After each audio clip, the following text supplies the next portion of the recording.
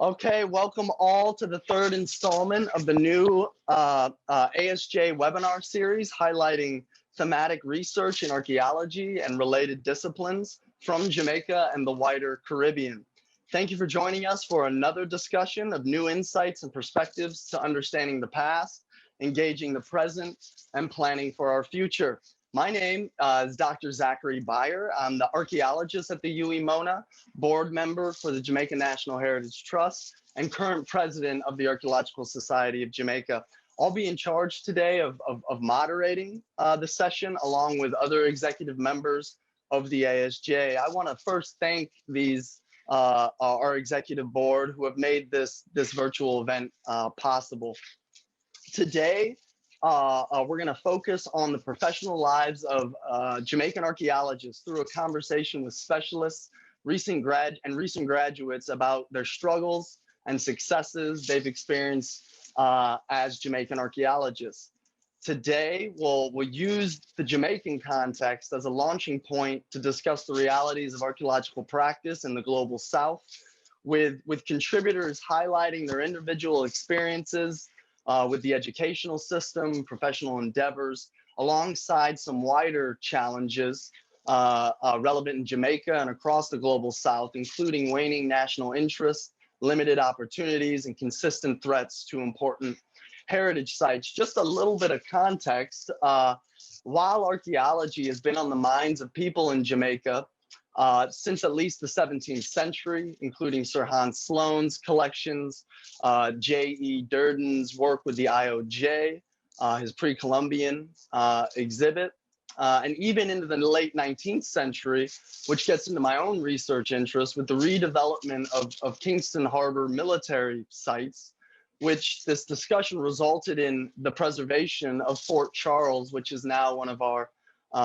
important Jamaican national heritage sites. But much of this thinking and resulting publications and exhibits have been from the minds of societal elites, foreigners, and colonialists.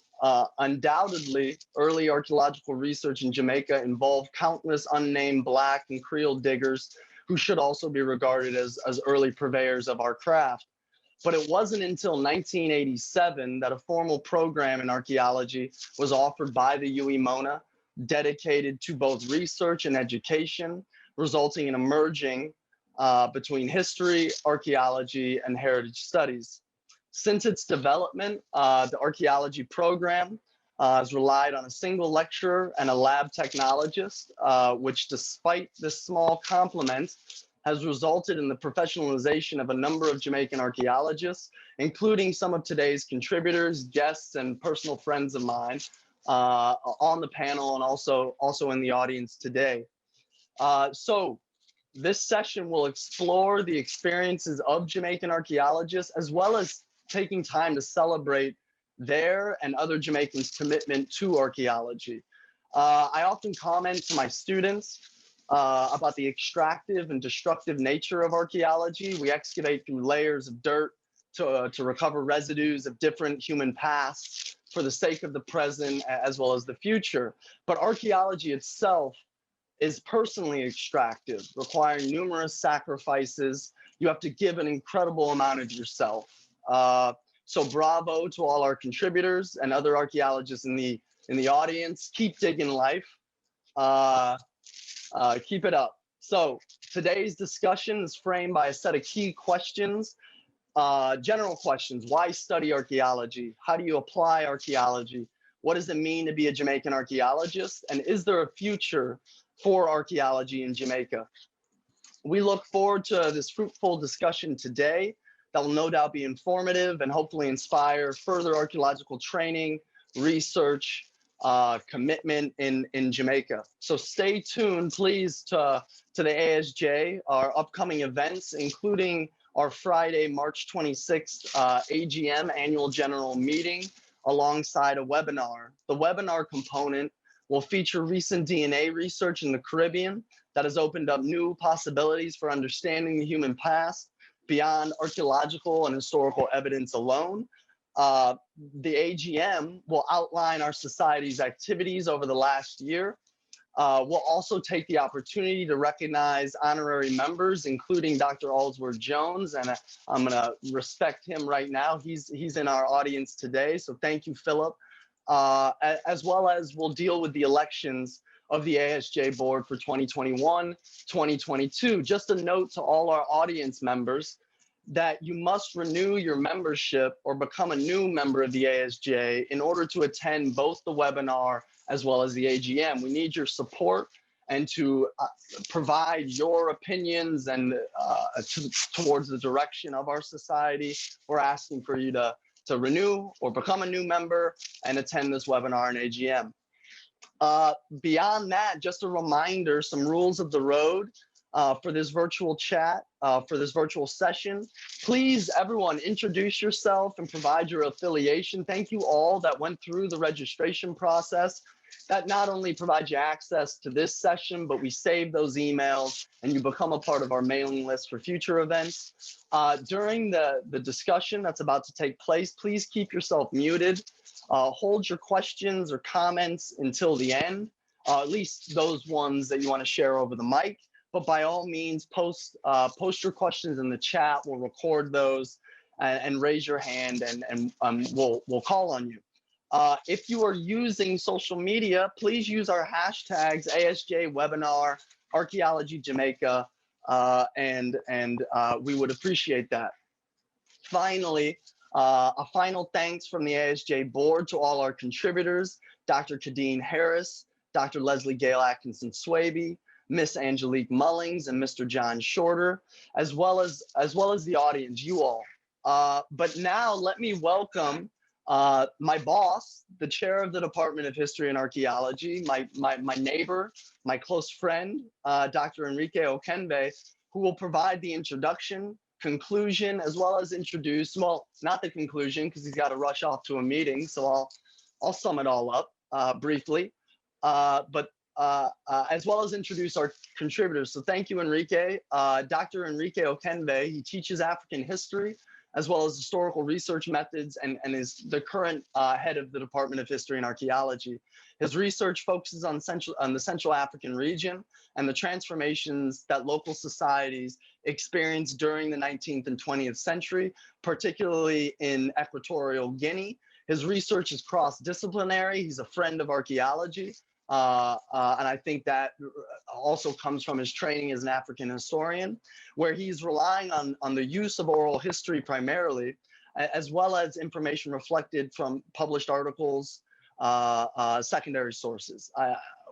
His published work, articles, book chapters, he's working on a book as well, dealing with Equatorial Guinea's history. And so I think I'll leave it at that, Enrique. I can spend some time talking about you. Thank you for your support, not only of the ASJ, but also of archaeology throughout Jamaica. And I'll pass it on to you. Yes, thank you, Zach. Thank you, Dr. Beier. Thanks very much. Yes, actually, I'm a friend of archaeology, and in fact, hopefully, at some point, I will be in a position to hire one of you to follow me to Equatorial Guinea and do some digging there. So thank you again, Dr. Beier. Thank you, the Archaeological Society of Jamaica, for inviting me to chair this important and relevant event. Archaeology, as you all know, is thriving in different parts of the world, and in some ways, this is contributing to to raise further interest in Jamaica and the wider Caribbean region. Yes, yet, as we also know, the interest is somewhat limited because of the lack of enough awareness in the region, in the country, about the contributions of archaeology to understanding our past and our present, and possibilities for the future. Archaeology contributes to enriching our understanding of our heritage, as well as rescue and protecting it for future generations, as you well know. However, archaeology has the challenge of requiring more resources than, say, other disciplines dedicated to understanding the past, for example, history. These are material resources, money, but they're also institutional resources in terms of legal framework and the enforcement, right? Which is, as we know, is another problem. The scarcity of these resources in Jamaica, including the lack of institutional or government support, no doubt makes the experience of those involved in the sector more challenging than it should be. And because of this, I think the experiences of Jamaican archaeologists they need to be told and considered beyond discussions of archaeological discoveries and successes here and elsewhere. So currently, the Department of History and Archaeology is working on developing a cross-disciplinary program that seeks to, an archaeology cross-disciplinary program that seeks to improve the training and education of future archaeologists. And in this way, we hope to foreground the place and relevance of the discipline and also the work of the archaeologists to nation building and the country's social, economic, and cultural development. It is because of this that I also hope that the outcome of today's discussion will provide us with the much needed insights that we can take, we can take advantage of these insights as we develop the program proposal. For that, today we have 4 panelists. 3 of them are actually graduates from the university, if I'm not mistaken. And these 4 panelists are going to share their experiences and engage in discussion with us after their presentation. Our 4 panelists, as you know, are Dr. Khadene Harris, Dr. Lesley-Gail Atkinson-Swaby, and Angelique Mullings and John Shorter. Let me just take you through a quick bio of each of our 4 panelists, and then I'll hand over the microphone to Dr. Khadene Harris, who is going to be our first panelist. So Dr. Khadene Harris she is a historical archaeologist interested in race, slavery, and capitalism in the Caribbean and the wider Atlantic. Her current research project explores land and labor relationships in post-emancipation Dominica.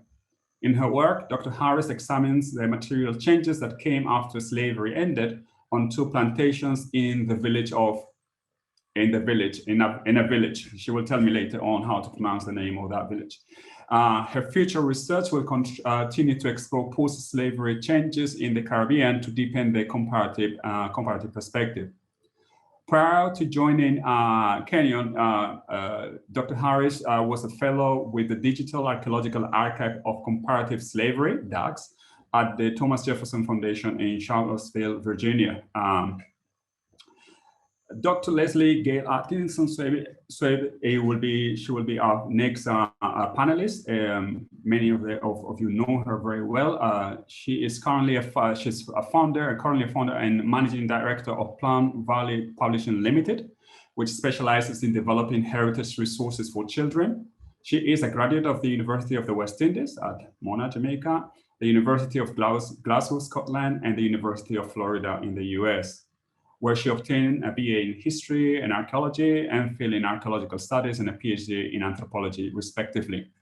Dr. Atkinson-Swaby's work experience spans over 20 years, during which she has served as an archaeologist, researcher, editor, and educator. As an archaeologist, Dr. Atkinson-Swaby spent over 16 years at the Jamaican National Heritage Trust. Right, and in terms of her interests, many of you might know already that her interests are the Taino and African Jamaican archaeology, rock art, cultural contact studies, food and culture, and ceramic analysis. She'll probably tell us more about it later. As for Angelique Mullings, she is a freelance archaeologist and Oxford graduate who has experience working on a variety of archaeological projects here in Jamaica. She is currently on the board of the Archaeological Society of Jamaica and has worked as a curatorial assistant at the National Museum of Jamaica. She has also participated in excavations at sites in Jamaica and abroad, and is especially interested in Taino sites and plantation archaeology. While pursuing all the interests she hopes to continue on to further studies in archaeology. And finally, John Shorter, who I believe many of you will also know very well, is an historical anthropology graduate student at the University of the West Indies at Mona, Jamaica, specializing in archaeology and cultural heritage. His primary research focus intersects bioarchaeology and medical history with post-colonial theory to investigate the anatomical impact of exploitative labor regimes on the skeletal remains of enslaved Afro-Caribbean populations and the relationship to popular memory. That was a mouthful. John, I don't know if this can fit in one of your tweets.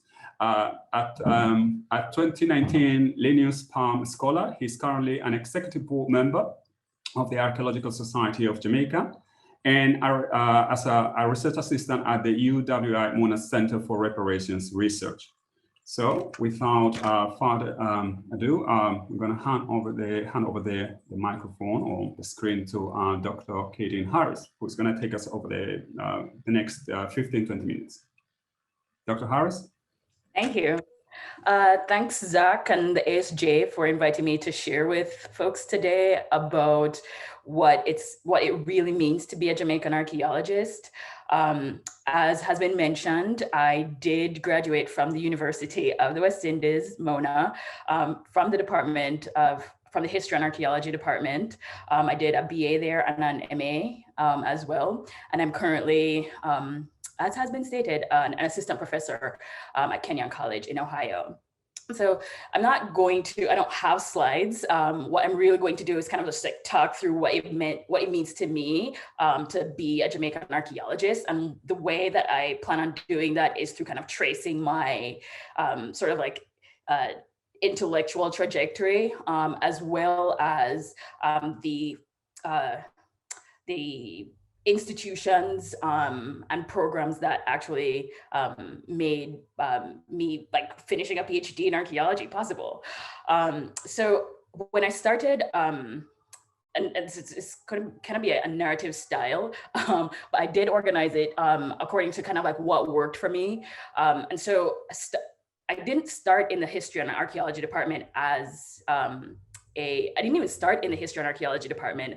I started doing geography, and I took an introduction to archaeology class with Dr. Swaby, Atkinson-Swaby, who was the first person to teach me any form of archaeology, who's here today.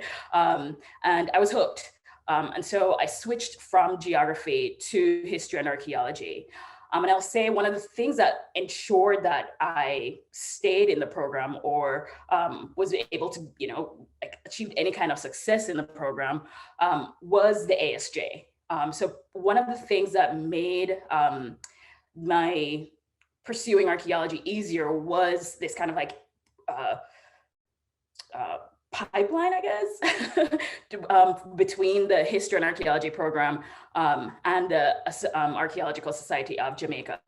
And one of the, what made it easier in addition was, the vibrancy of the ASJ. And I have to thank the ASJ kind of like as a body. I did thank you in my dissertation because it really did make me more interested in pursuing archaeology in Jamaica, and specifically through having meetings, but also through field trips and having specialists come talk. It was really quite inspiring as an undergraduate to have that kind of like institutional, cross-institutional collaboration and support. So working with the ASJ definitely ensured that I stayed in archaeology. But the other thing that made my trajectory easier was, and we can talk about this later on in the discussion, were paid internships and field schools. So a part of which I believe is still the case, all archaeology majors do a field component to their degree. And when I did mine with Dr. Philip Alsworth-Jones, we had far more, as I understand it, far more support from the university. And again, we can talk about that in the discussion section, that it was because of the extent of the support of UE for our field school. I can say that contributed heavily to my not only like staying in the discipline, but also building skills, because we spent a week at a UE facility on the North Coast examining Taino sites in the area. And I'll say that having the university contribute money in the form of transportation and in the form of lodging for our field school went a long way, not only in like our expanding our own skills, but in me staying in the discipline, like I said before. And so paid internships also is kind of key to ensuring any kind of like longevity of the department and its impact on archaeology on the island. And another paid internship that really benefited me.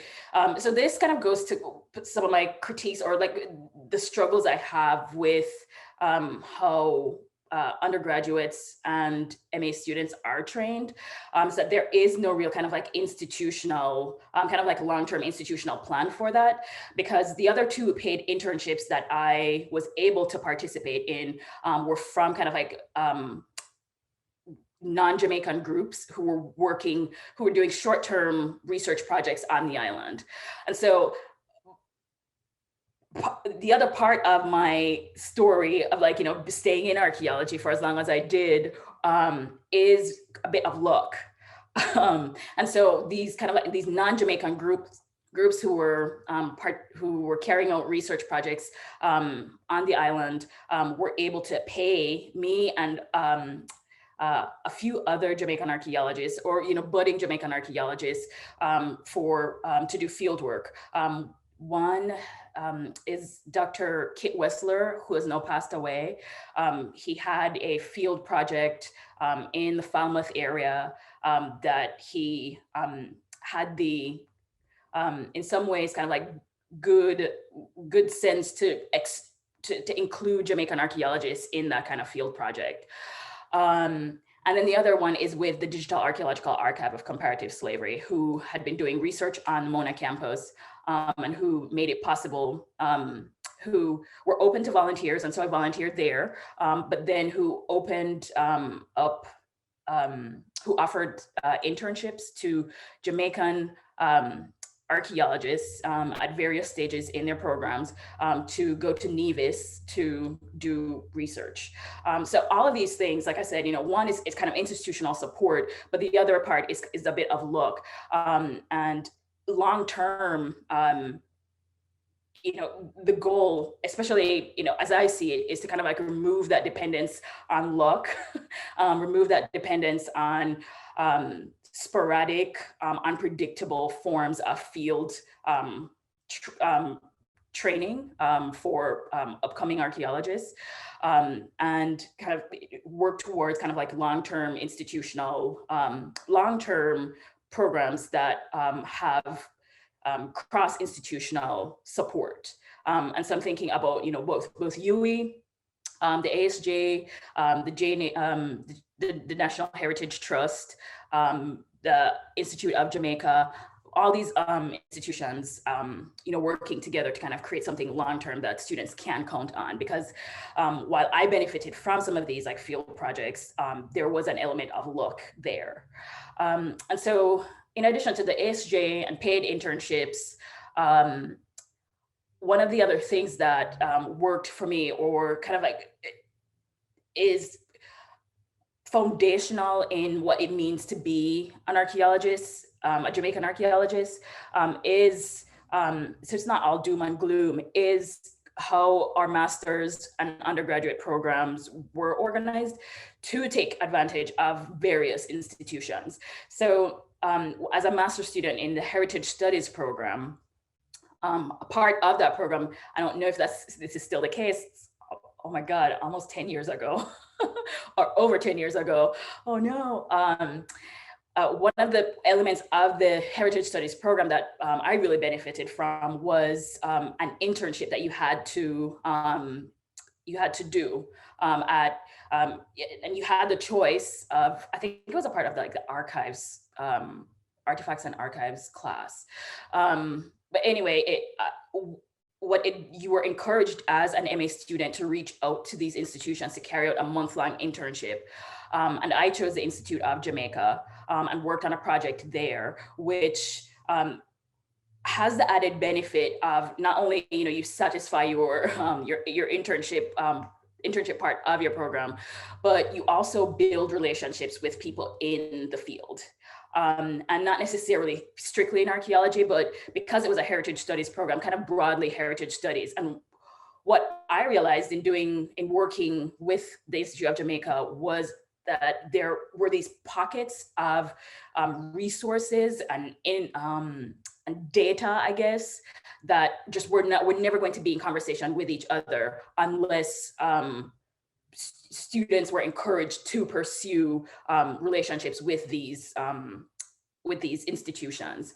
And so I worked on my internship, I worked through photographs, historical photographs at the IOJ, which led to a research paper I gave at the World Archaeological Congress, Intercongress, that was held in Kingston, on photographs and petroglyphs, right? So it opened up even more opportunities for me that were heritage studies focused, certainly, but also had archaeological elements to it, or archaeological threads that students could pursue. And so working with the IOJ and even the ACIJ opens up these numerous opportunities to expand your repertoire in many ways as an archaeologist, which, working in Jamaica, I realized that sort of like these strict boundaries, or completing my education, my MA education in Jamaica, made me realize like these very kind of like stable categories that are in many ways observed regarding archaeological professionalization, sort of like blur a lot in Jamaica, and that you won't necessarily, as a Jamaican archaeologist trained at UWI, will end up, doing field research always, but you'll probably be working with heritage professionals. You'll probably be working with people in the tourism industry. You'll probably work with like other kind of institutions that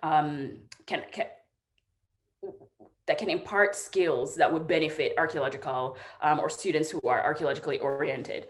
And so I was pleased to hear that there is kind of like this multidisciplinary proposal in the works for the department, because, and this is also another part of my story, is that, I realized this was after my first field project or field school with Dr. Osworth Jones, where I realized how important mapping was to the discipline.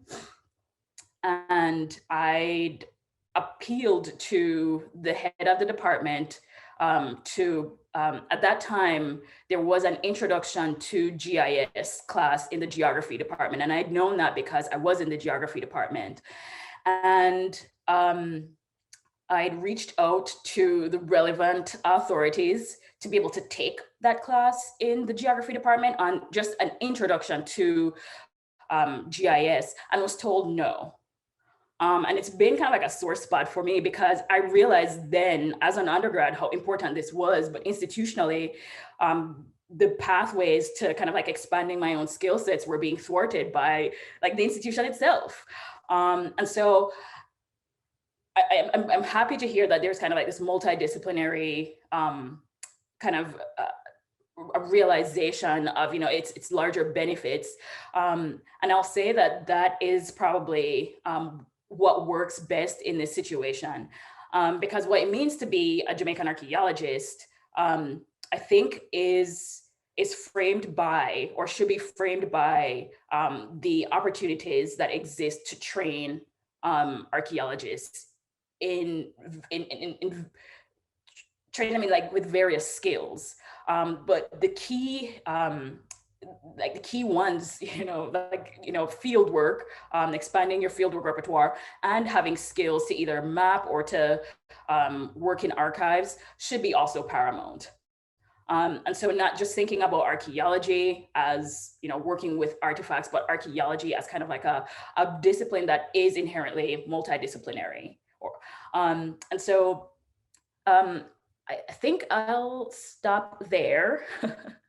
But I'm happy to pick up all of these threads when we start to converse as a group. Okay, thank you. Thank you very much, Dr. Harris. So our next panelist is Dr. Lesley-Gail Atkinson-Swaby. Lesley-Gail, floor is yours. Good morning, everyone. I'm going to share a presentation. Please let me know as soon as you see it. Can you see the screen? No, I'm not sure if Zach has to stop sharing. Yeah, let me stop sharing, Lesley, and thank you for letting me know that. Let me just figure out how to stop that. All right, Lesley, you should have the opportunity to share now. Let me know if that works. Okay. Yes, we can see it now. Perfect. Yes. All right. So for me, being a Jamaican archaeologist is embracing being an endangered species. And that is a term that I got from Reg Murphy. I don't know how many of you know this, but Reg Murphy is a prominent archaeologist from Antigua and Barbuda. It's also being a Black Caribbean specialist, because there are very few Black Caribbean archaeologists, and endangered in the sense of being rare and always being a minority. And that is something you do have to realize in this career. All right, so this is my personal journey. All right, maybe I will, every time I try to do the screen. All right, let me just do it like this then and just click on the slides. All right, can you see? Is it back up? Yes, seeing. All right. Okay, so the first phase of my journey is being a UE Pelican.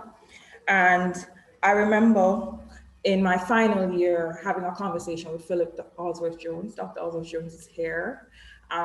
Him saying to me, can you swim or sink? I'm sure you're a swimmer, you know, because in life, you know, either you swim or you drown. So you kind of have to make up your mind. And that has always been my fundamental attitude as I have gone along. And sorry, let's get, since you're going to show it like that, I think you can zoom in. Bigger? Yeah, make it bigger so we can see it better. Oh, sorry. Ooh, too big. That's fine. That's fine. It's perfect. Fine, okay. Yes. So first, as an introduction, I'm always an educator. So before 1987, when Dr. Gorso came, they used to have a course called Historical Investigations that were led by Dr. Bussery and also Professor Barry Higman. And then after that, Kofi came. And so a lot of the older archaeologists in Jamaica were trained by Kofi. After Kofi left, we had Dr. Nick Saunders, who worked for a year. And then after that, we had Dr. Basil Reed, who's the first Jamaican to ever teach archaeology at UE Mona. And then after that, when I came in, there was a period of transition. So I actually had 3 different archaeology lecturers. In those days, there were only 4 courses, even though it was a history major and archaeology minor, it felt more like a history major than a joint double major. And in those days, my introduction was to survey of world prehistory. And in those days, it was a first-year course. It became a second-year course after. And of course, introduction to archaeology. And in second year, we did research methods and techniques. And third year was historical archaeology. African archaeology came in, I think, after with Dr. Allsworth-Jones, because he's a specialist in African archaeology. So my first introduction was by Samuel Bandara, and we called him affectionately Mr. B. He was from Sri Lanka, and he was what is called an avocational and amateur archaeologist, and he was especially popular with the field programs of Dr. Gorso. He's actually a librarian. He's passed, sadly. 2006 was a bad year for ASJ, because we lost both Dr. James Lee, our founder, and also Mr. Samuel Bandara, who was a very active member. So actually, most of us, Andrew is here also, Andrew Richard Cummings, myself, Ava Thomas, and we're all from that batch we fell in love with archaeology through Mr. Bandaro's passion. At that time when I came to UWI, I wasn't sure where I was going. I mean, my first love is art. That was always my dream, to be an artist. But my family did not consider that a decent profession, so they were more interested in doing law. And then when I did that course, Survey of World Prehistory, that totally changed the direction. And I remember when I decided I wanted to do archaeology, my family had a fit, but my aunt came to my rescue and said that if Lesley wants to go to university to study foolishness, it is her right to study foolishness, just as long when she finished her foolish degree, she gets a foolish job. So I studied my foolishness and I got my foolish jobs and have been happy ever after. I mean, this is a personal journey, so it's not just professional. Your professional life is affected by your personal environments and issues and struggles. So Bandara taught us the first year. Then the second year we had Kevin Walsh. Most of you probably know him because of this book. If you've done museology, The Representation of the Past, it's a pretty famous book. And he was actually the first person to really encourage me to seriously pursue archaeology as a profession. He actually told me that if I was serious about doing archaeology, I can't stay in Jamaica. He told me not to do the master's program here. He told me I should go overseas, whether to Europe or to America if I am serious, and other advice over the years. And as a result of his assistance, because he served as a referee, I applied for a Guinness Earthwatch Fellowship when I was in second year. So that's about 97. And I got selected and I was able to participate in a post-classical Maya project in Belize. And that project really changed my view and cemented my commitment to being an archaeologist. Being that it's post-classical, you know, a lot of the focus is on the classical period in Maya, but it was my first opportunity to truly be a part of an excavation. And I was participating with other students from colleges in the States. And one of the things that struck me was how much more experience they had with regards to field work, with regards to post-excavation analysis and so forth. And it was here I excavated my first skeleton. This is Scotty. Those days I was a big Chicago Bulls fan. So it's named after Scottie Pippen. And it helped to fine tune my sieving skills. And to this day, I am master siever at home. I am the siever of the flour and the siever of the juice pulp. And we, you know, the project also allowed me to visit other sites, Mayan sites, because one thing I've always been impressed with Belize is their attitude towards the protection of their cultural resources. I mean, they're very, very firm when it comes onto their laws and legislations and the protection of their sites. And I'm impressed to this day. So this is a trip to Lamanai, which is one of the tallest Mayan temples in Belize. Lamanai means submerged crocodile in Maya. And it's pretty cool when you're teaching pre-Columbian art history that you have your own personal pics from the Maya period. This trip, I had a lot of drama, and I realized that drama is a big part of bringing in archaeology. Things happen, you just have to go with the punch. I broke my middle finger, and it was kind of funny.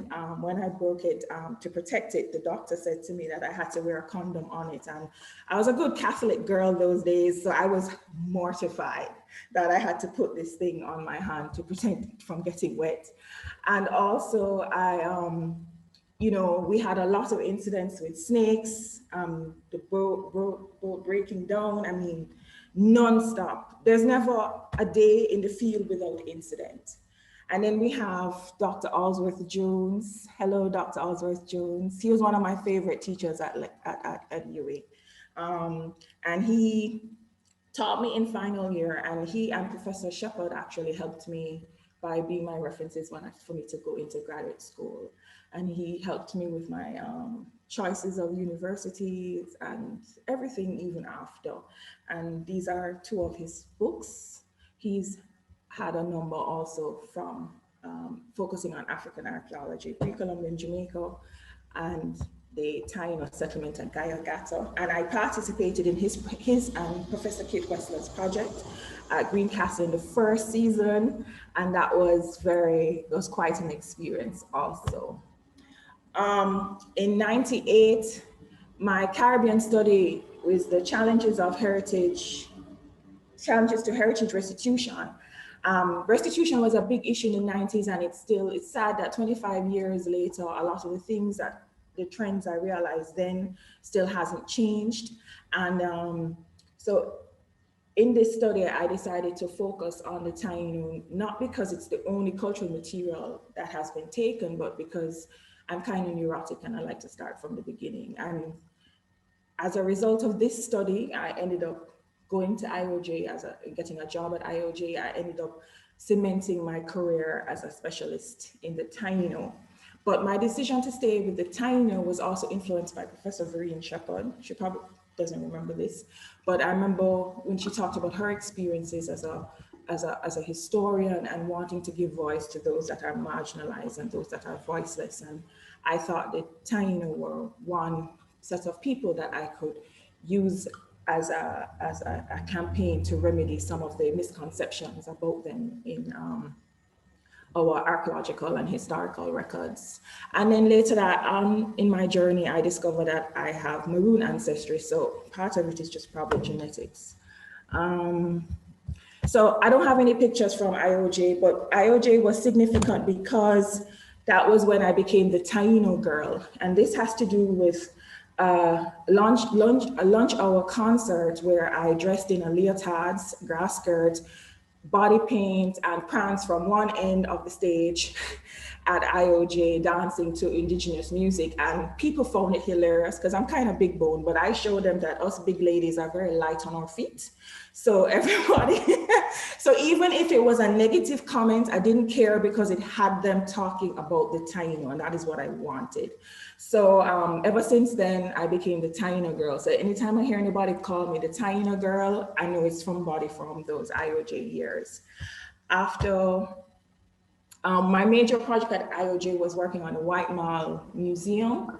And I have a love-hate relationship with White Mall, but I hope it will be leaning more towards love in the future. But working on that collection, really impacted my growth as an academic, as a professional, and I got into a lot of trouble at IOJ.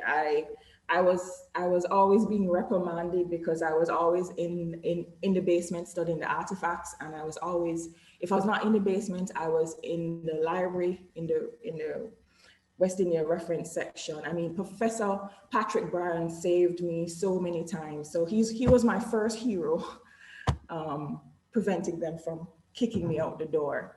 And then I had gotten into Glasgow from final year, but I couldn't afford to go. I had applied for scholarships. One of the fundamental challenges is funding, is money. And because of money, people are afraid to leave the security of their homes. But sometimes, as my 9-year-old said, you have to leave the dock even though the seas are rough. That's pretty impressive. My son is going to be a great philosopher. He's only 9, Khalil. So even without a scholarship, I decided I wanted to go to Glasgow, and my grandmother decided to help me. So I decided I was going to pay the tuition in 3 parts. She gave me the money for the first term. I landed with Glasgow like $1,000 US in check. I wanted to find out that it would take 6 weeks to clear, but luckily I had some US dollars. And I decided that I wasn't going to travel from Jamaica. I was going to go to New York where it's cheaper. And then I shopped like crazy. I had this plastic trunk, which I still have, which I've stocked up with food and everything because I wasn't wasting money, because I didn't have it to waste. My reasons to go to Glasgow are not the most honorable or academic reasons. One, I fell in love with the architecture. I'm a big fan of architecture, the Gothic period. And also I enjoyed Braveheart with the story of William Wallace. So I decided that Glasgow was where I wanted to go. And these are just some funny postcards. I mean, the British weather really does suck. And summer really is barely some sunlight with the rain still. And if you know anything about Scotland, you know that their national dish is haggis. And I've had both meat haggis and the vegetarian. So the program I did, because my career has been reactionary. It hasn't really been as proactive as I would like it to be. It's mostly reaction to whatever aspects that I feel a limitation or constraint or something that I needed to work on. So I went to Glasgow to do, it was kind of like a thought and a research hybrid master's. So we did about 6 courses, recovery of archaeological data and interpretation and analysis of archaeological data were 2 core courses you had to do, and then the others were elective. I can't remember the 6th course. I know it's some landscape course. And one of the things you need to think about when you're going on to do your grad studies is the regional focus. Theoretical focus is fabulous, but you also think about you need to go to areas that are strong in the area that you want to study in. Glasgow wasn't. Glasgow's focus was, of course, Scottish archaeology. It was, of course, Mediterranean archaeology, Roman archaeology, and so forth. But it was still an interesting experience, and I learned from it. And my master's was on colonialism and change, looking at evidence of cultural contact as it is reflected in the material culture. And this was my supervisor, Peter Van Dommelin. And I learned a lot about the consequences, you know, both theoretical and other consequences of colonialism from him. So even though he specialized in Mediterranean archaeology, he was able to teach me a lot of things. So this is from our field trip to Northumberland. They do a lot of Roman archaeology. So we visited, the Northumberland is kind of, it's below Scotland, northern England. And there's a lot of Roman forts. And this is one that we visited. And I was very fascinated with this latrine. This is a Bose. You know, Romans are famous for their engineering skills, but I think the latrine is one of their top inventions. And we traveled along the Hadrian's Wall. You guys know that the Romans had thousands of miles of defense throughout Europe, and Hadrian's Wall was separated them from the savages and the barbarians in Scotland.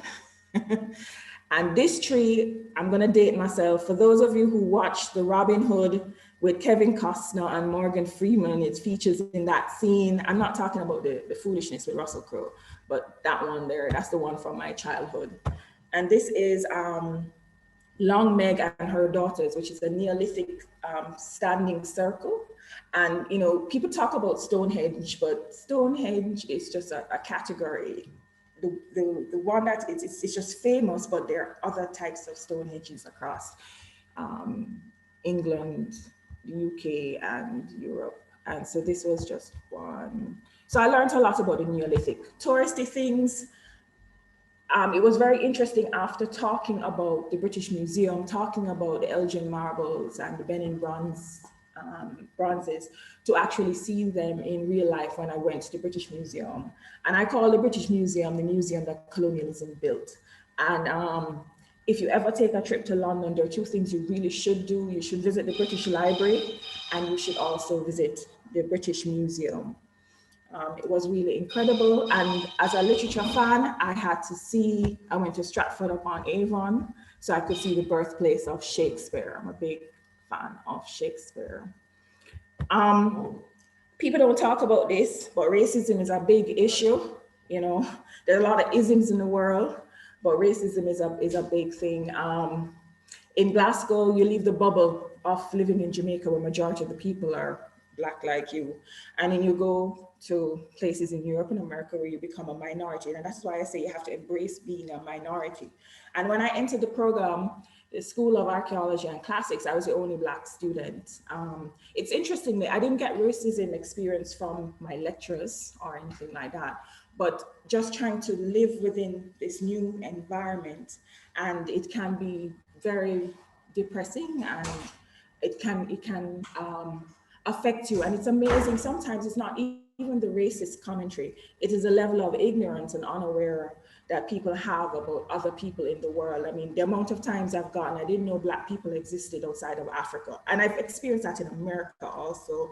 So it's not just limited to being in the UK. And I remember my first weekend in Scotland, as we were at a mixer, and the Scot said to me, you know, Scots are racist, but I stand a better chance being Black than I do being English. And I was like, suppose I was a Black English then, I guess things would have been really gloomy.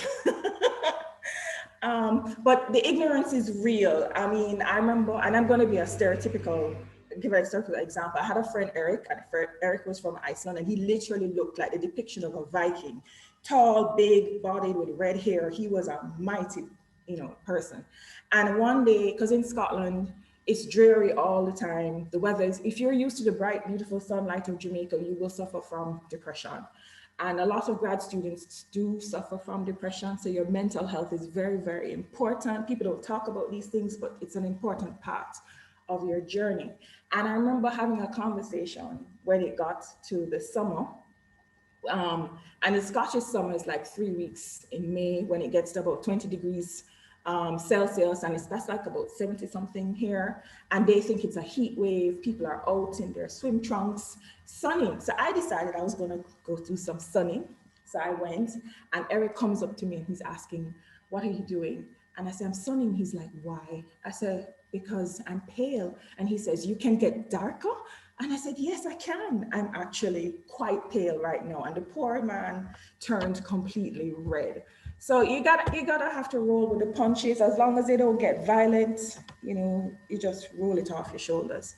So I came back to Jamaica in 2000, and I was happy. I got the opportunity to get a job at the JNHT. And before I go through the JNHT, I just want to showcase some Jamaican archaeologists. So this is George Anthony Aarons, or otherwise known as Tony Aarons, and he's the first professional trained Jamaican archaeologist. In 1975, he got his BA, and in 1979, he got his first master's. And he's actually responsible to a lot of those active programs on Seville, on Port Royal. You know, he even helped to set up Fort Charles Museum, and also the National Museum of Historical Archaeology, which sadly went down due to Gilbert, right? He died sadly in 2010, but I think the JNHT library is named after him. Okay, so this is Doric Gray, OD. You know, I have to big up, congratulations, Mr. Gray, on your well-deserved honor. I'm very pleased and happy for him.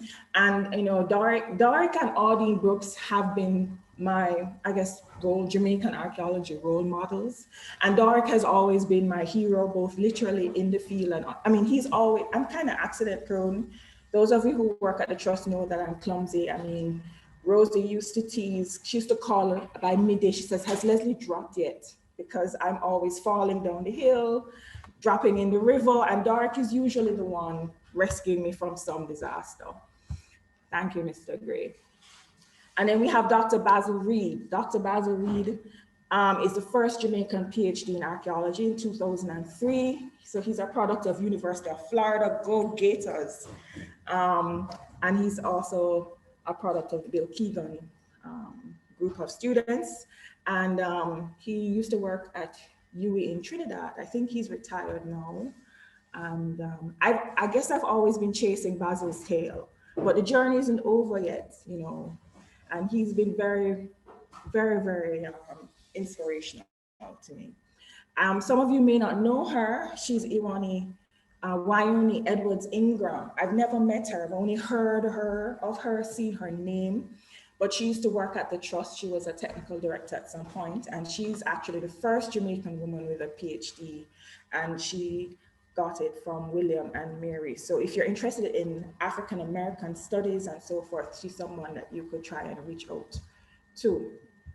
All right, so when I started at the trust, well, Franklin Smith is from Doric's generation. So the first generation is Tony Aarons, then there's Doric Basil and Franklin Smith, and then you have, you know, Mr. Walters and Miss Brooks. and Dorothy Griffiths, I see she's in the audience here. And in Anne-Marie Howard Brown, Rosie sadly has passed. I love you, Rosie. And Andrea also. I think currently only Mr. Walters and Miss Brooks and Miss Brown are from that batch of archaeologists. At that time, we were the largest concentration of archaeologists in the British-speaking Caribbean. I don't know if we still are, but we were. So my JNHT years, I call it playing with earthworms. I'm not really a girly girl, so I like playing in dirt and I like playing with earthworms. And I got a lot of joy teasing Andrea and Michelle Topping with earthworms. So this is Paradise Park, excavations with Bill Keegan. This is Bill right here, who subsequently became my PhD supervisor. And meeting Bill Keegan changed my life. He gave me my first trowel for my 25th birthday. He carved my initials in it. I mean, that was really cool. And it really inspired me. I'm just gonna highlight a few of some of my favorite projects. This is Stony Gut in St. Thomas. I was excavating at the Paul Bogle's Chapel. And we were learning some very interesting insights about, Bogle and the important role the chapel played in Stony Gut. Sadly, this excavation was never completed. Not that you ever complete an excavation, but it was halted by factors against our control. For those of you who don't know, we used to work in Port Royal in the Old Naval Hospital. So these were from before 2004 when we moved to Kingston. So this is a young Annie, Doric, Gray, Edward Core, Murphy. From time to time, people bring in material that they ask us to validate. Sometimes they want us to cost it, but we can't do that because it's against our professional ethics. All right, so this is Bishop Park, my first heartbreak working at the JNHT. This was an aqueduct, a one-of-a-kind aqueduct that we were trying to save while working on the Old Harbor bypass. And the sad story about that, I think Doric was in negotiations with having it disassembled and moved to another location to keep it intact, the section that would be destroyed. And with the preservation notice expired, and by the time the JNHT came to renew the preservation notice, that section of the aqueduct had been destroyed. And sometimes it's hard working at the JNHT. Sometimes you feel like you're fighting a losing battle, but you just have to go on. Canoe Valley is one of my favorite projects, along with the Portland Bight. I think my favorite part of the archaeology experience was the surveys. And one of the wonderful things about working with the JNHT was a range of places that you were able to go to visit and be able to identify archaeological remains. This is our Point, Paradise, and Hopewell assessment. This is Colleen, Audine, and Michelle in the forefront. This is me somewhere in St. Elizabeth with Audine. I don't remember the project's name. And this is in Old Harbor. This is the Falmouth project, one of those projects that I really hated, the dredging of the Falmouth Harbor. I don't know how many of you are aware of it, but thousands and thousands of materials were dredged from the harbor, and by a barge were taken about 6 miles from the coast to a point where there is 1,000-meter depth and dumped. I had a lot of problems with it. I got into trouble, but I'm always into trouble. So one of the many times I got into trouble about that project, I really didn't feel it was in the benefit of the people of Falmouth, and I still don't. The Blue on John Crow Mountain inscription. Some of us who history will not remember were a part of that historic dossier. I remember many of us, many nights working on that. Some of us slept on the floor. I remember at one point leaving the trust at 6 a.m., having to go home and take my son to school. And I'm very happy the day when Deborah K. Palmer was able to walk that dossier through to Paris, and eventually know that in some small way I contributed to that. Participating in archaeological congresses are a good way for you to network and gain exposure, and also to present your research. And this is me at Ayaka with Cheryl White. Cheryl White is actually Jamaican. She left Jamaica when she was 2, so I'm claiming her anyway, even if she is an American citizen. She is an ethno-archaeologist. She works in Suriname, and this is the late George Leckler, who was a past president of the ASJ. And this is Doric and myself in Washington at our WAC, World Archaeological Congress. The inspiration of my second book, Rock Art of the Caribbean, is based on that conference there. And this is my favorite project at the JNHT, the Roxborough Museum. This is a beautiful photo by Marlon Vandal Morgan, who used to work at the Trust. I was very fortunate at the JNHT to work on projects that had to do with 3 of my favorite national heroes, Nanny of the Maroons, Paul Bogle, and Norman Manley. You know, the condition of the museum, no, I have nothing to do with it, but at the time it was. But the best part of the JNHT experience for me was the people that you meet. You know, there's a saying in Jamaica, good friend better than pocket money. This is Deborah K. Andrea, who's here. Heidi Xavier, I don't know how many of you know this, but Heidi does the impact of archaeology as a tool for heritage tourism in Bluefields. And this is Karen Spence, who passed. Karen taught me survey methods, and she was a technician at archaeology from Agorsa to Zach's time. So, I mean, her institutional knowledge is remarkable. This is Paula Saunders. She did excavations at Orange Vale in Portland, and she was one of the first people to look at the livelihood of African Jamaicans, especially in the coffee plantation. So if you're interested, you can look her up. And this is Michelle Topping, which most of you know, and that she was the best part of my JNHG experience. This is Haley Mickelberg, who used to be with Leiden, and she participated in the White Mile project. And she and Angus, her partner, Angus Moore, her partner, also did other small excavations and surveys in other parts of the island. And I want you to know this, that when the trust started to work at White Mile most recently, and Haley and Angus wanted to come to Jamaica to participate, I actually went to Doric and Mr. Waters and personally vouched for them so that they could participate. So those radiocarbon dates that you're also excited about, you need to thank that Doric and Spider were trusted my views. And this is one of my favorite photos. This is at my wedding with my JNHT family. You know, many of them are still not a part of JNHT, but once you work there, you will always be a part of it. I'm not going to go into the politics of working at the trust. That is a conversation in itself. All right. Eating armadillo, I'm a gator, we are Florida. One of the biggest brainwashes of my experience has been University of Florida in the college system. You literally, what color do you bleed? Orange and blue. So I really struggled doing my master's in terms of funding. I mean, I worked 2 jobs and many times I was starving. I mean, I lived on 20 pounds for food, which really was coffee, toast, and jam, until I became senior resident and everybody used to feed me to try and bribe me. Senior resident is like being the warden. So I decided that after that experience of how I struggled, I mean, every time I went on the scale, I lost 14 pounds, which is a stone. And I decided that I was not going to suffer through another degree. And James Robertson, I don't know what I've ever done, but this man has so much faith in me, but thank you, thank you, thank you, thank you. James Robertson suggested I apply for Fulbright. And I was like, no, sir, Fulbright not interested in anthropology. Fulbright only interested in economics and development. You know, even if they don't traditionally, you should still give it a chance. And he convinced me to apply. And I wish I could say that the journey to get the Fulbright was just smooth sailing. It wasn't.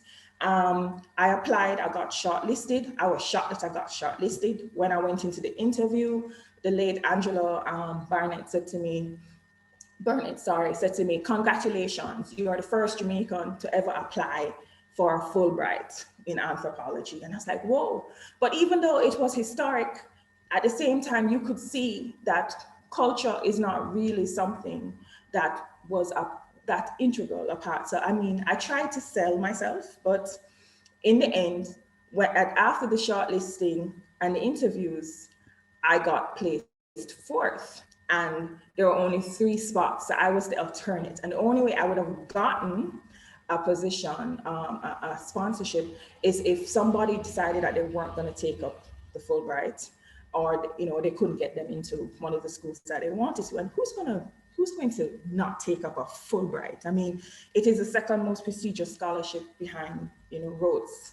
And but I didn't give up. I thankfully, with a lot of prayer, my JNHT family, my other family, they all prayed. And at the last minute, like 3 weeks before school started, Angela called and said, for the first time in 20 odd years, they've offered a 4th scholarship. You see, the thing with the Fulbright is it's not just the funding, federal funding, but they rely also on the schools to give grants and scholarships to students. So Florida loves Fulbright. It has the highest amount of Fulbright students than any university in the States. So the fact that the Fulbright was willing to fund me, they offered me out-of-state tuition waiver, and Fulbright backed up all my other needs for graduate studies. So sorry, Lesley-Gail, I'm just like in the interest of time, so we can accommodate the other 2 panelists in the discussion, right, because I'm sure, yeah. So you want me to stop now? No, I mean, or just like simply wrapping up. All so right, because okay, I'm pretty sure that you will be able to tell more during the discussion. All right, so these are some of the courses I did. I would say that the archaeological theory is one that had the most impact on me. I remember John Shorter talking about courses that made an impact on him. He mentioned anthropology of religion. For me, it was anthropology of the African diasporas. This is my PhD committee: Bill Keegan, which most people know, Dr. DeFrance, Dr. Brenner, Dr. Sassaman, Professor Schmidt. For my PhD, I did a settlement distribution of sites in Jamaica, and I also chose 3 sites: Paradise, Sweetwater, and White Mile, to study their subsistence strategies, and also a comparison of their ceramics. I'm going to move on to research. This is the earliest inhabitants, dynamics of the Jamaican Taino, which I dedicated to James Lee and also to my grandfather. And when I decided to do this book, I got a lot of advice from Professor Vereen Shepherd. And talking about how I got this book out is a testament in itself. You actually see me crying here. This is the second publication, Rock Art of the Caribbean, that came out of that WAC conference in 2003, which is one of the largest collection of rock art, because the Caribbean is always marginalized. So it was a very important contribution.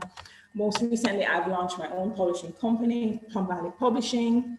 And this is the actual Plum Valley, which is my ancestral home. And this is my first children's book, Boy and Annie, a Taino girl's first adventure. And Boy and Annie is me, my Taino name. That is one of the greatest honor that I've received, that the actual Taino community have embraced me as one of their own. It doesn't matter if I have biological links or not. Some of you may find this interesting. This is Cacique Nibon Riche Caiman, who is Jamaica's first Taino chief to be installed. This is a lot of my personal public reach. And one of my ultimate goals was trying to get revised curriculum about the indigenous people. So it was very important for me for it to be able to participate in Read Across Jamaica. And as my role as an educator, I would like to thank Dr. Khadene Harris for saying that, because she just made my year. I remember Khadene as a student. I remember she was very, you always remember the good students. And one of the things I was impressed by was, I think because of her geography background, I found that she managed the subject matter much better than those from the history background. And I think for your presentation, you did the Harris Matrix. This is my summer camp program, Culture Connection Camp, which targets on kids in the primary level. And we go to various sites, we get different people to come in and talk to them about different subject matters relating to Jamaican's history, archaeology, heritage, and cultural resource management. This is my biggest compliment today as an educator. This is one of my students at Edna Manley, and he has done his interpretation of our Aztec Codex, which is like a history book. And this is a depiction of the class. And this is supposed to be me being depicted as a Aztec deity. I mean, that's the biggest compliment anybody can give me. All right. This is the first ASJ symposium, which was the idea of Mr. Ainsley Enriquez. I'm sure Dr. Oswald Jones and James Robinson remember this exploding explorer from our adventures when we went to the Port Royal Mountains, some of our past activities, my participation with Smithsonian, and in Taino Day, which was a creation of the board of Professor Vereen Shepherd, who's the first woman to be chair of the JNHD board. And she dismantled the Encounter Day and embraced the Taino Day, which sadly IOJ is more consistent with than JNHT. And these are some of the activities promoting indigenous culture. And I would just want to end with this. That's, from my perspective, from my journey. I mean, certain things you should sort out. You need to take care of both your mental and physical health. You need to have a strong support system, whether family, friend, or paid, meaning if it's mental health resources, it doesn't matter. You need a strong support system. You need to invest in your growth. A lot of people is like, nobody will pay for it. Why do you not pay for it? I mean, if you think you're worth the expense, then, why should anybody invest with you if you don't invest in yourself? I'd advise you to learn another language. One of the problems I've always found is I only speak English. Other people who don't speak English as their first language learn other languages and are able to communicate better. I would advise you never to pursue all your degrees at the same institution. You need diverse exposure, personalities, and experience, and these help to make you more rounded. You should be comfortable in your skin because at times your journey will be lonely.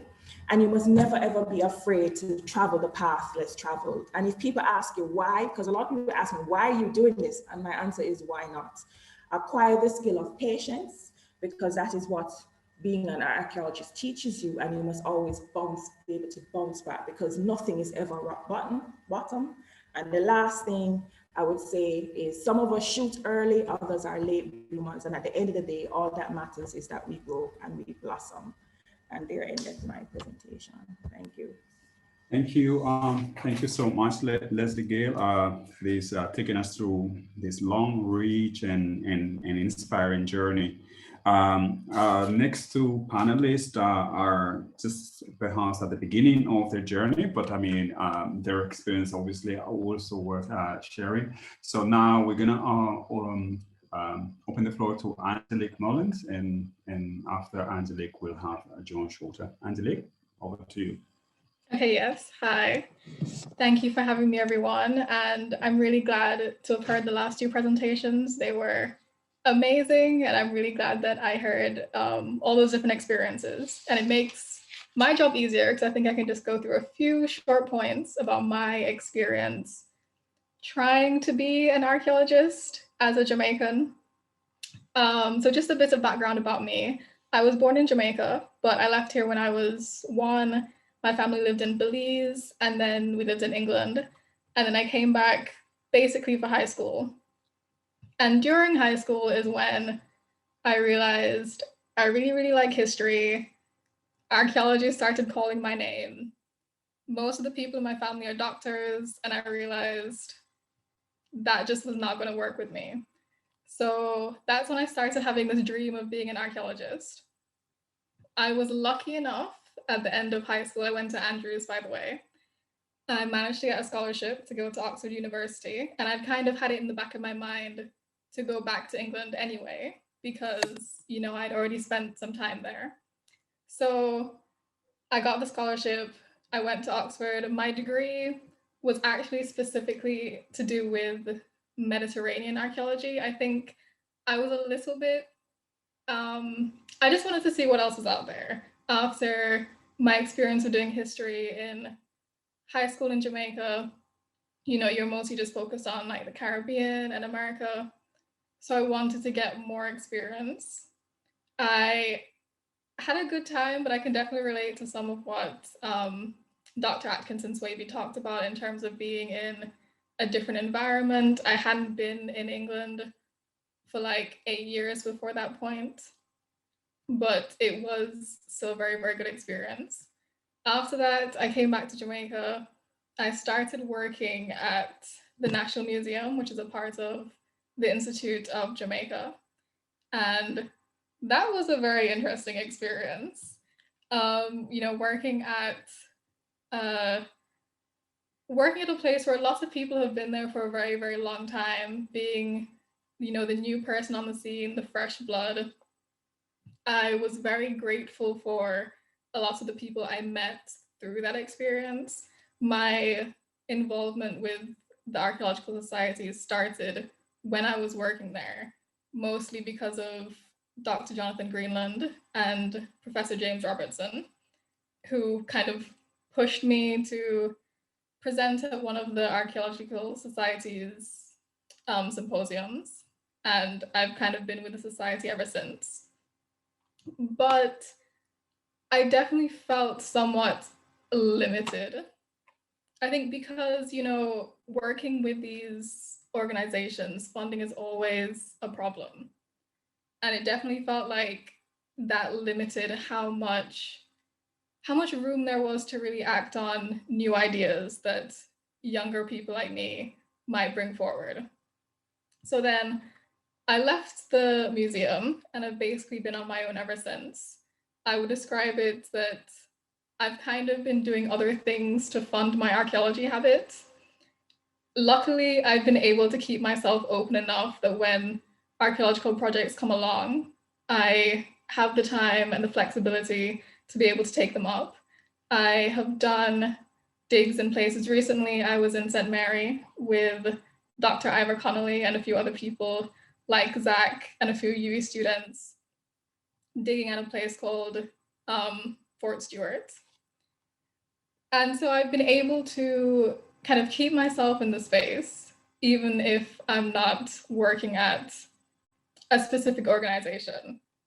I'm just going to go over some points, some things that I think I've learned that are good to bear in mind for anyone else who wants to get into the space.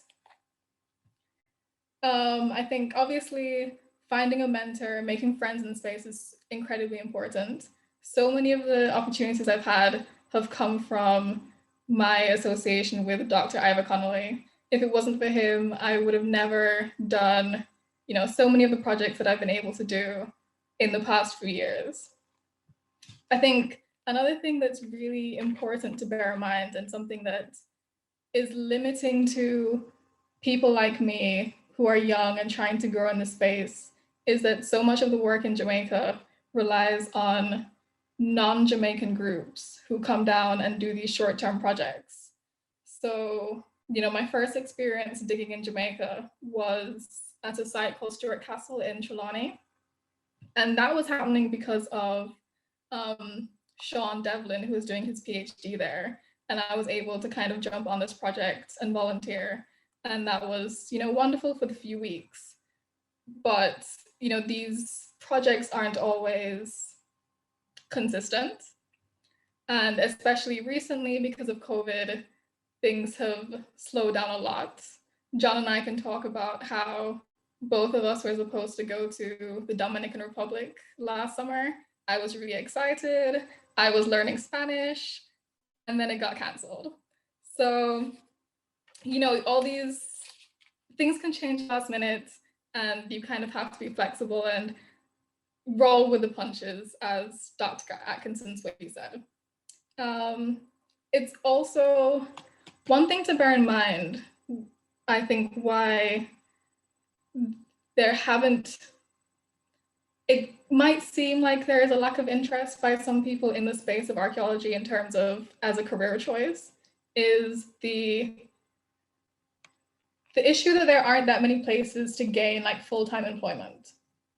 Most of your options are either academia, Jamaican National Heritage Trust, or the National Museum, which, there's not that many places, and the problem is then, even if you can get a job, if you go there and you decide that, you know, that space just isn't really what you want, it can then be difficult to decide to leave, because if you aren't as, I guess, free-spirited and adventurous as I am, and you want some stability in your life, you know, things can be a problem.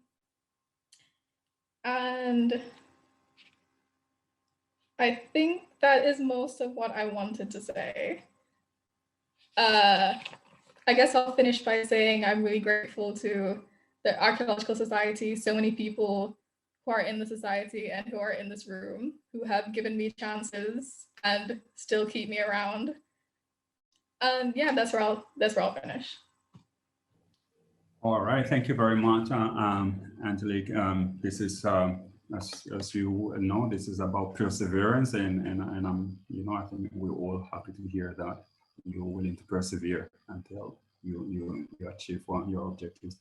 We're gonna hand it over to John Shorter, who's gonna also take us through his experience, also equally at the beginning of what we expect to be like a long journey.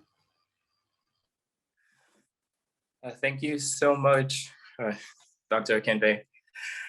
And in light of some of the discussions that we've already been having, I think I won't speak so much to my personal experiences, as they mirror most of what Dr. Harris and Dr. Atkinson-Swaby and what Angelique just alluded to just now. But what I want to instead talk about briefly are some of the systematic factors that I think influence some of the struggles and difficulties that can come with pursuing archaeology at the academic and professional level. And I think what underpins a lot of these systemic issues is, and I don't want to be too, I don't want to sound like I'm victim blaming, but I do think that the complete disregard and negligence of Jamaican history and culture underpins a lot of what I'll be talking about. And so briefly, I want to mention that before attending the university, I was a student at one of the most prestigious high schools in Kingston. And, you know, when you hit 15, 16, you have to choose your subjects to pursue at the CSEC level. And, you know, you get divided up in these little classes. That's how we did it at my school. And there were only 20 students out of a cohort of nearly 300 that were pursuing history at the CSEC level. And then when we moved on to the CAPE level, it was less than 10. And then when we all graduated and came to UWI, I was the single person from my graduate class that actually pursued anything at all to do with history. In fact, there were only 3 of us that came to the humanities in general. One person was doing French and Spanish, and another person did Karamek and journalism. And I was the archaeologist, you know, the weirdo. And, you know, even from that early point in my late teens, I sensed there was a severe lack of support from my family.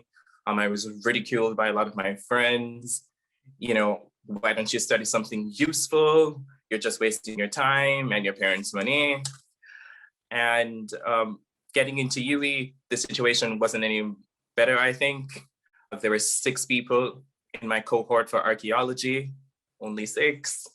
And that sounds low, but it's actually kind of proportional, because by year 3, all of the majors within the history department, so not just the archaeologists, but there's the straight history students, the heritage studies majors, all of us could fit in like one class, which is like less than 30. So yikes. And so by that time, I had already understood that it wasn't a popular field, but it wasn't until my graduation year in 2017 that I sat in on a seminar presentation by a faculty member that's no longer with us, Dr. Jonathan Dalby. He did a presentation on the decline of history, Yui Mona in a comparative and international context.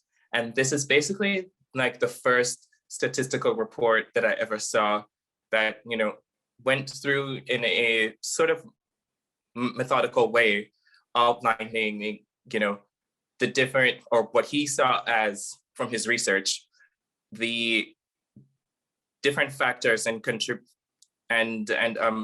contributing theories that led to what he saw was a severe decline in the study of history and student enrollment in the department. I found his paper to be very fascinating and very enlightening, but kind of myopic and very history-centric. In some of his conclusions, he blamed the rise of postmodernism and the decline of student interest without really looking at what I alluded to earlier, some of the systemic issues that prevent and discourage historical and archaeological interest in research at the tertiary level. And I'll just quickly go through what I think are my top three. And so the first I want to start with is the 2008 recession.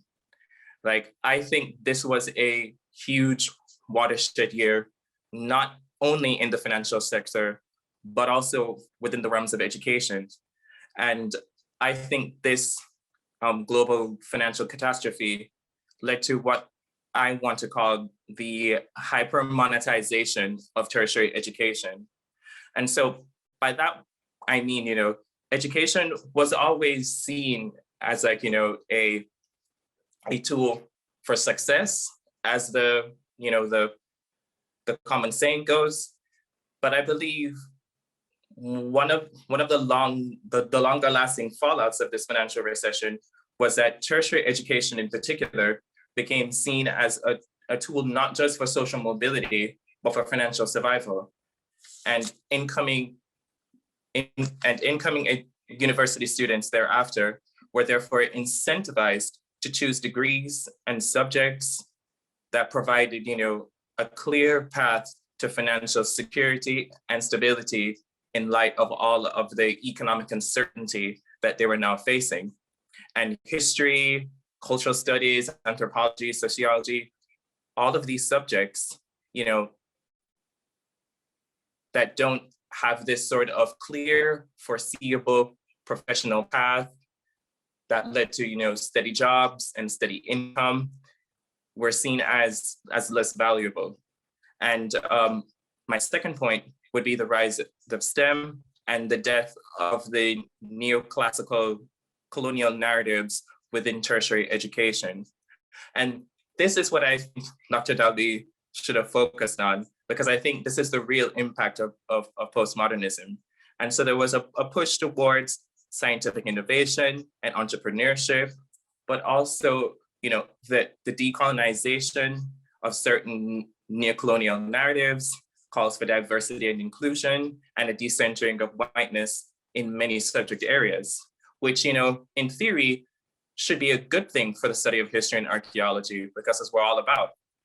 But this brings me to my third point, is that I think in the Caribbean, we struggle from what I call, you know, the post-traumatic stress disorder of historical praxis. So basically, I think as a nation and as a race, we have a sort of a PTSD response to our historical past.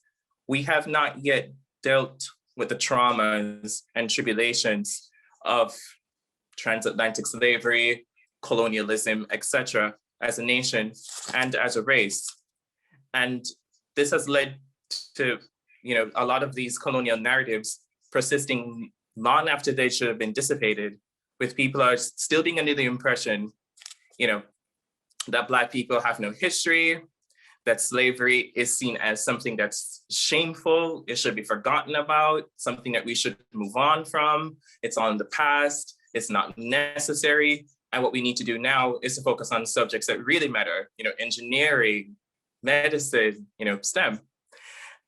And history degrees were even further devalued, and the people that study them were even more marginalized.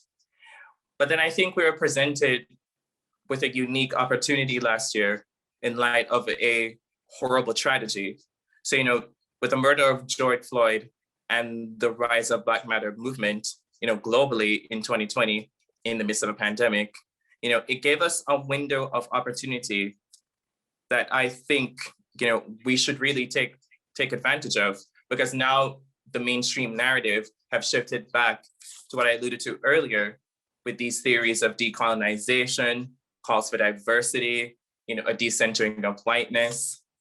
But I think it also leaves not just archaeology and the study of history, but also the societies and the networks that gather around them open to, horrific criticism.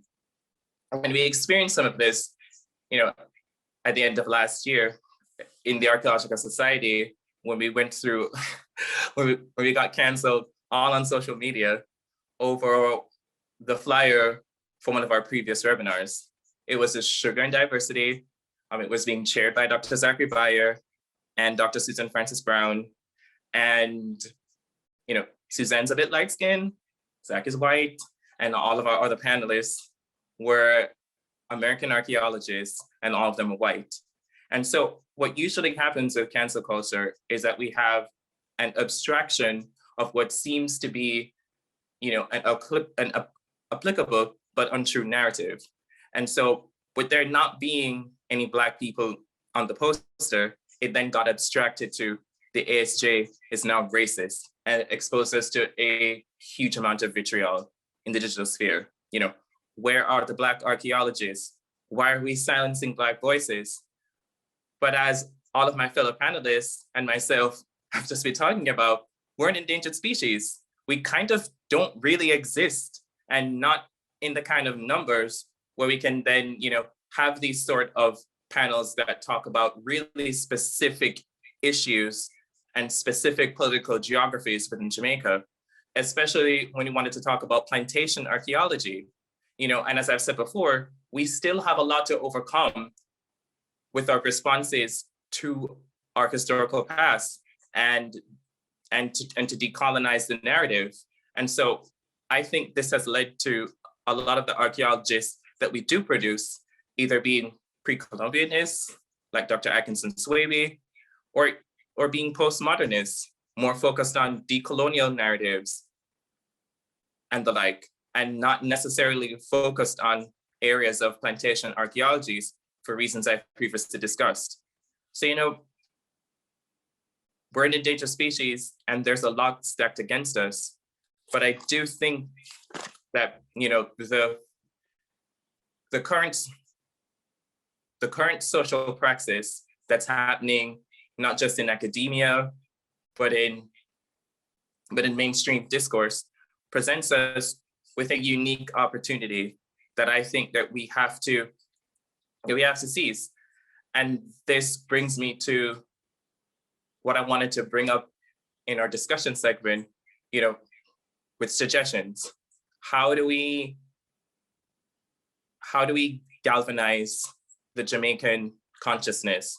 How do we reevaluate, repackage, and redistribute our national cultural heritage that is under severe threat, not only by its desperate neglect by the general populace, but also from the government, as we've seen with the Puerto Bueno situation. And so I think that's kind of where I'll leave it. I think that was 10 minutes. Thanks for having me on. And I look forward to participating in the discussions. Yes, thank you very much, John. A different perspective, but I think a very enriching perspective as well. And I think you brought to the discussion a different sort of approach in terms of you mentioned the contribution of the Black Lives Matter movement and how it has sort of brought to the fore this discussion this discussion about the past and revisiting the past and so on. But I think as you probably, I think as you suggested, probably sometimes we forget about the perspective from places like Jamaica, the so-called global South, and our realities and priorities, and how that impacts us in terms of like the work that we do. So, all right, I'm not going to take on much more time from you. I'm going to actually hand it over to Dr. Beier, because I will be in the background for a few minutes, but shortly after I have to join the meeting that I escaped from. And I say escape from because thank you so much for having me. This is like, you know, it was a management meeting, and this is, so this is actually what academics do, right?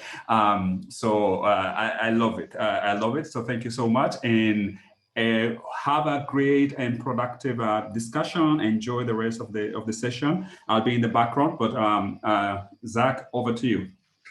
All right, thank you, Dr. Enrique Okenve, head of the Department of History and Archaeology, firm supporter of Jamaican archaeology, as well as redeveloping and adding to our current offerings at UWI, educational institution, as it relates to training, research, and preparing our students and potential archaeologists for the present and into the future.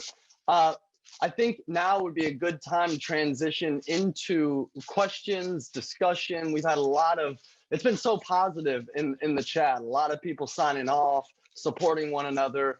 I think Angelique mentioned the space of Jamaican archaeology. We're creating that space and we're promoting it right here. So thank you all for signing off. We had some comments in the chat that I'll begin with, but then I also want to open it up for other. We've got an impressive audience.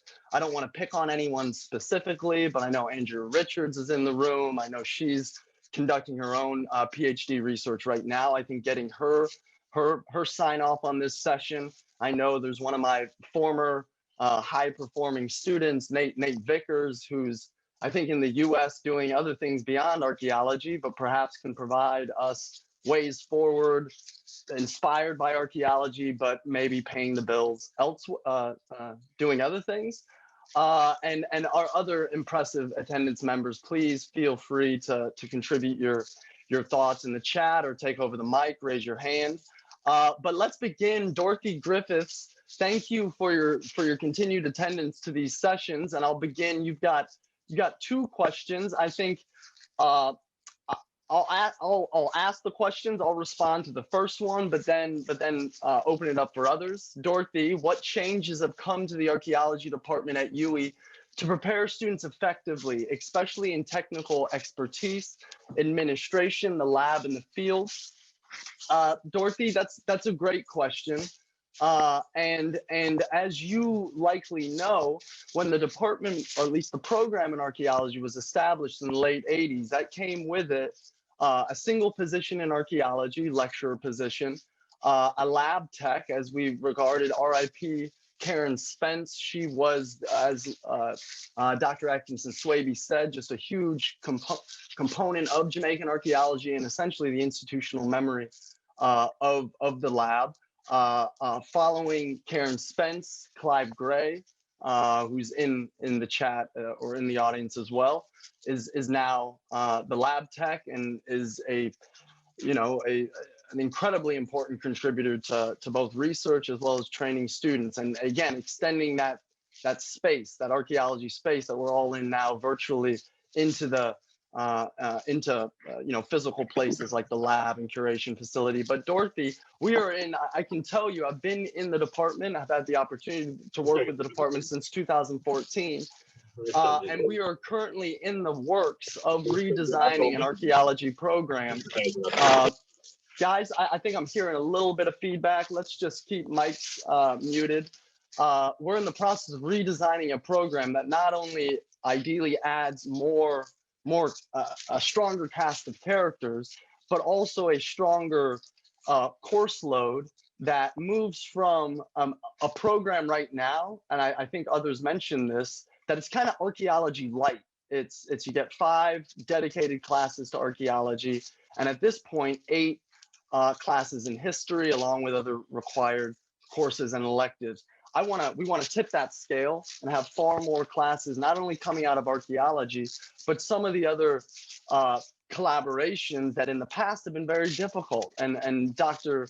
Khadene Harris mentioned this, the idea that our archaeology students are still struggling to access classes around remote sensing or geographical information systems, which in the 21st century are so standard to what we do, or even closer collaborations with marine science, zoology. These are also specializations that we need more Jamaicans embracing. So those are some of the changes, Dorothy, on the horizon. And obviously this is the ASJ is just a great space to contribute ideas about, potentially how we can develop better, build back better, right? That's what's in the news. And we're committed to building better. Okay, Dorothy? Perhaps some other people have some ideas they can contribute to how to enhance the education and training focus of the UE MONA.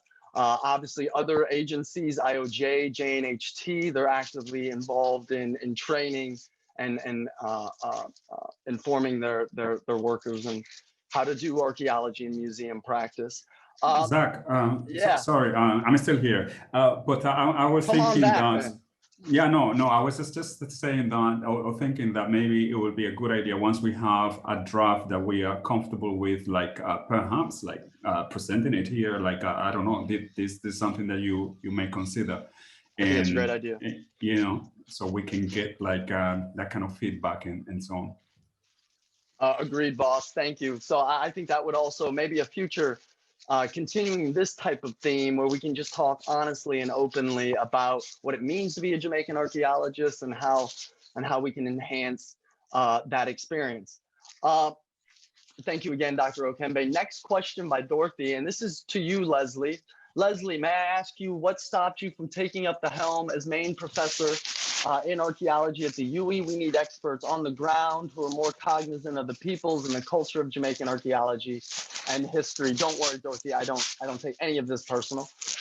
Then use your brilliant aesthetics and coordinate with outside universities to teach the technical aspects of archaeology. Please seriously consider, yes, Lesley, Jamaica doesn't understand how to hone its preciously skilled peoples in fields such as ours. Lesley, you have the power and the good sense to stamp your skills into the walls of archaeology, UE history. Lesley, I'm constantly phoning you up for your assistance. Can you respond to Dorothy's important question here? Well, thank you, Dorothy, for such very flattering comments. But I've done 3 stints at UE, and it's never been a lack of interest on my part why I'm not a part of the program. But if UE ever extends the branch, I have no problems. And I've always, every time you call me Zachary, you can't say I don't assist you. I do, and I have no problems assisting anyway. But until that materialize and manifest into something concrete, then I have to focus on other things that are an important part of my personal agenda. But thank you. There's a lot of politics, guys, and money is also a factor. The university also has to make sure it has the resources to accommodate a second archaeologist, So it's not just about personal desire and will. It's a lot of hoops to jump on. But thank you, Dorothy. Well, and thank you, Lesley. And we're recording everything like that. But look, with the redevelopment of the program, anybody that knows me knows that I'm quite vocal always about, hey, I need your help, I need your assistance. I am working desperately over the last 2 years or more to add in a larger staff. That is, there's politics involved, there's financial, but Lesley, soon come. I'm fighting the fight, especially for Jamaicans, archaeologists that stand out that have really demonstrated, again, not only how to do good archaeology, but demonstrated the clear commitment and sacrifice that it takes to be an archaeologist. Thank you, Dorothy, for raising both of those points. I want to move to our immediate past president, and I don't think there's a question here, Suzanne, but feel free to follow up. But I think you really hit on some general themes coming out of this session that I think could further this discussion. So from Dr. Susan Francis Brown, some of the issues that seem to be emerging: inspiration, institutional offerings and support, personal support and constraints, national shortcomings in supporting heritage areas.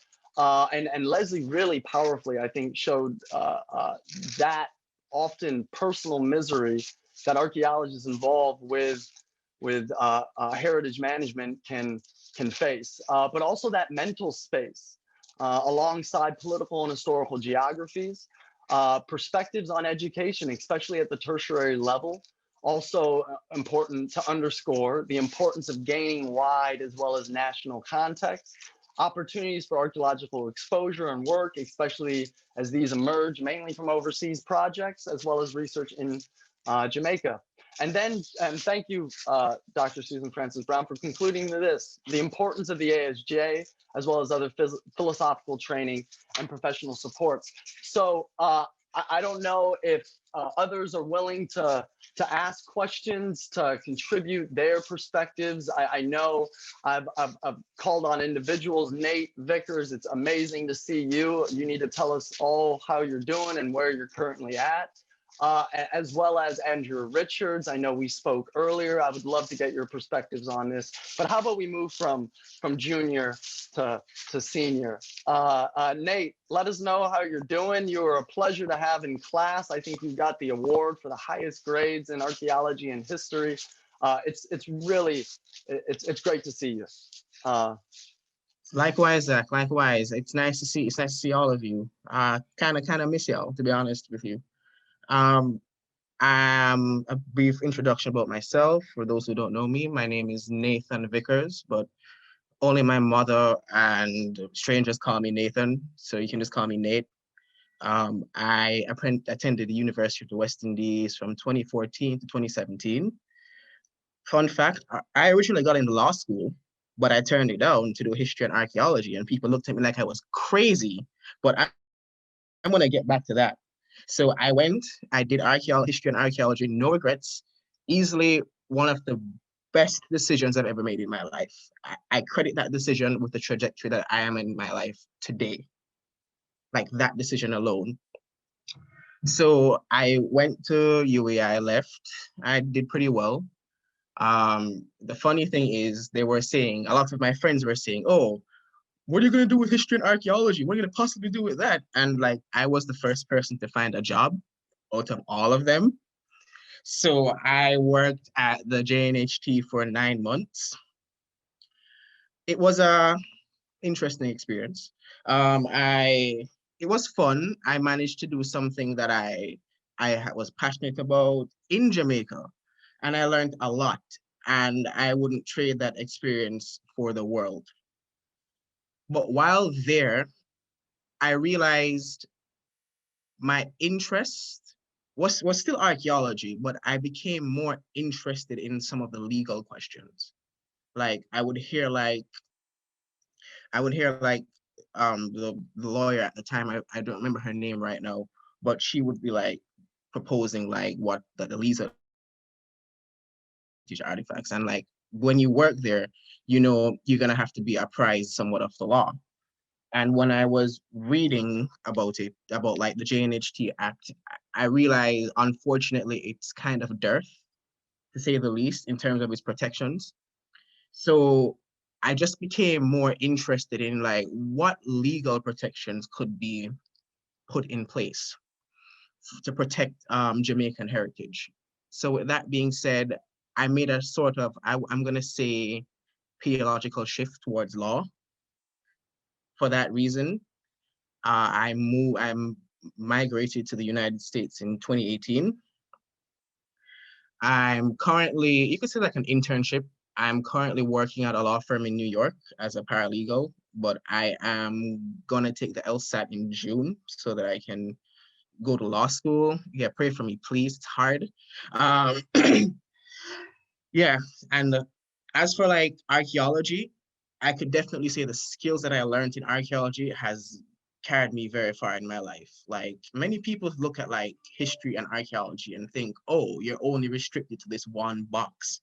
Oh, you can only do this then, you can only do that then.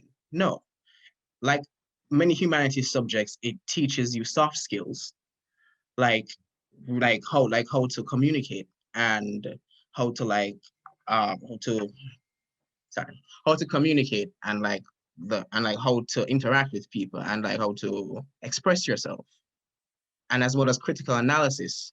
And those skills have taken me throughout my career. Like with my history and archaeology degree, I have worked in marketing, I have worked in human resources, I have worked in cultural heritage, and I've worked in law, and all of these fields require those skills. So my advice to you guys is just do whatever you want. Do it to the best of your ability, and you will get places. It doesn't matter it doesn't matter if it's history or if it's archaeology or if it's literature. Just do it to the best of your ability, and you can get somewhere with it. You don't have to necessarily pick the path that I chose. Maybe you want to stay in history, stay in archaeology, stay in cultural resources, maybe do something else. But definitely stick with it and just do it well, and you will see results. Nate, thank you. Thank you so much. And again, man, it's just good seeing you. Good seeing you too. Among John, you were the class after John, but you guys gave me my footing once I arrived here in 2014. So it's such a pleasure to see you. Can I ask, I see Andrew Richards' hands up. I see Khadene's hand up. I would love to hear, Andrea, what you have to say, and then Khadene will go straight to you. I hope that's all right. Thank you. Thanks, Zach. And so good to see everyone that I've been working with or I've known for so many years or I've studied with.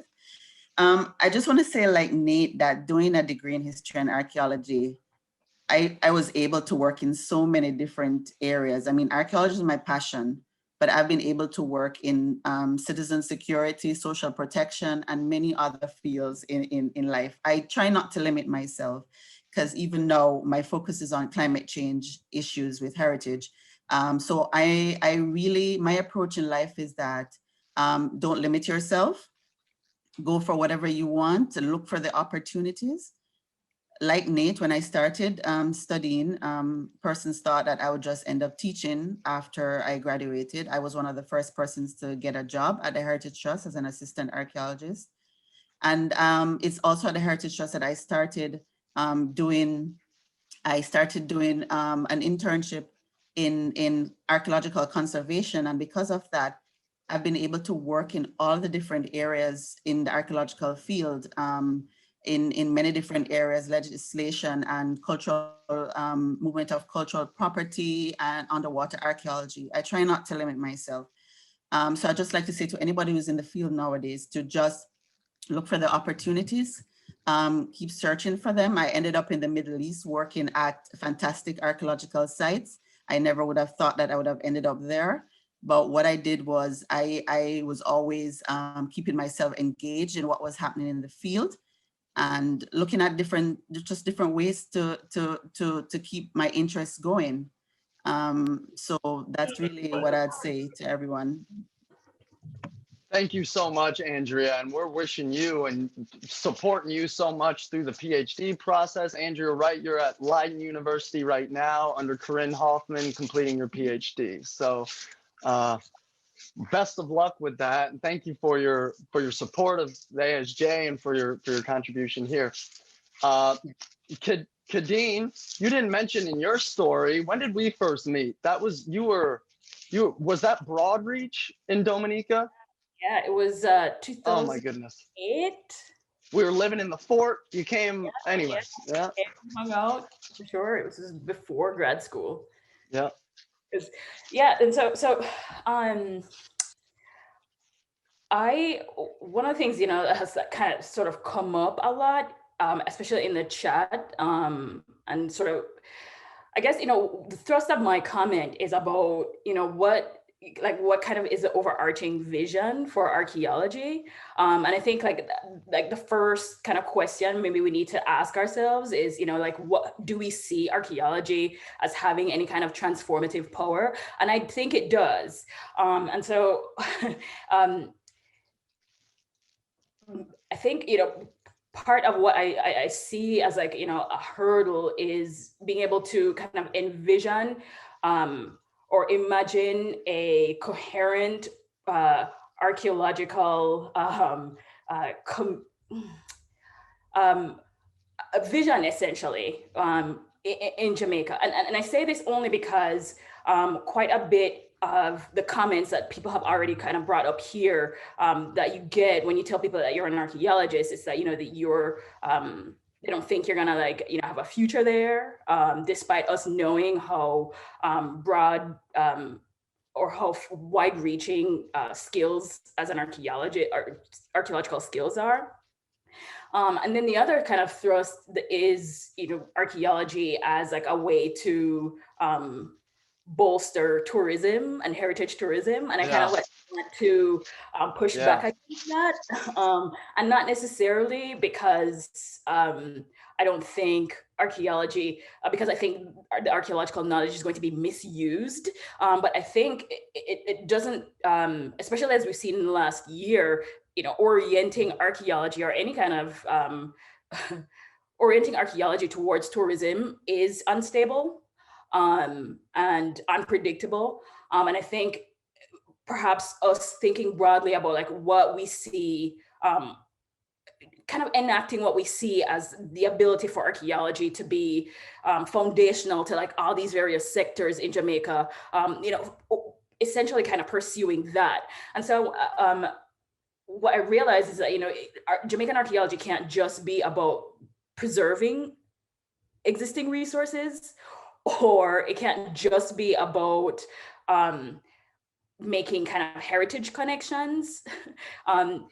What I envision, kind of like in my wildest dreams is Jamaican archaeologists actually conducting archaeological research projects.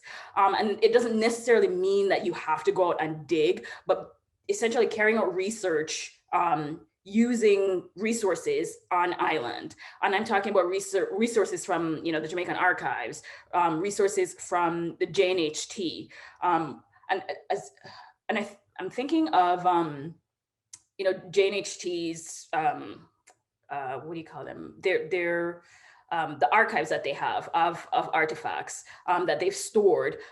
Those could be fruitful and productive places for new archaeologists to kind of get training on material culture, right? Because I know quite a few of the sites in the possession of the JNHT have already been cataloged and placed online through the DAX portal.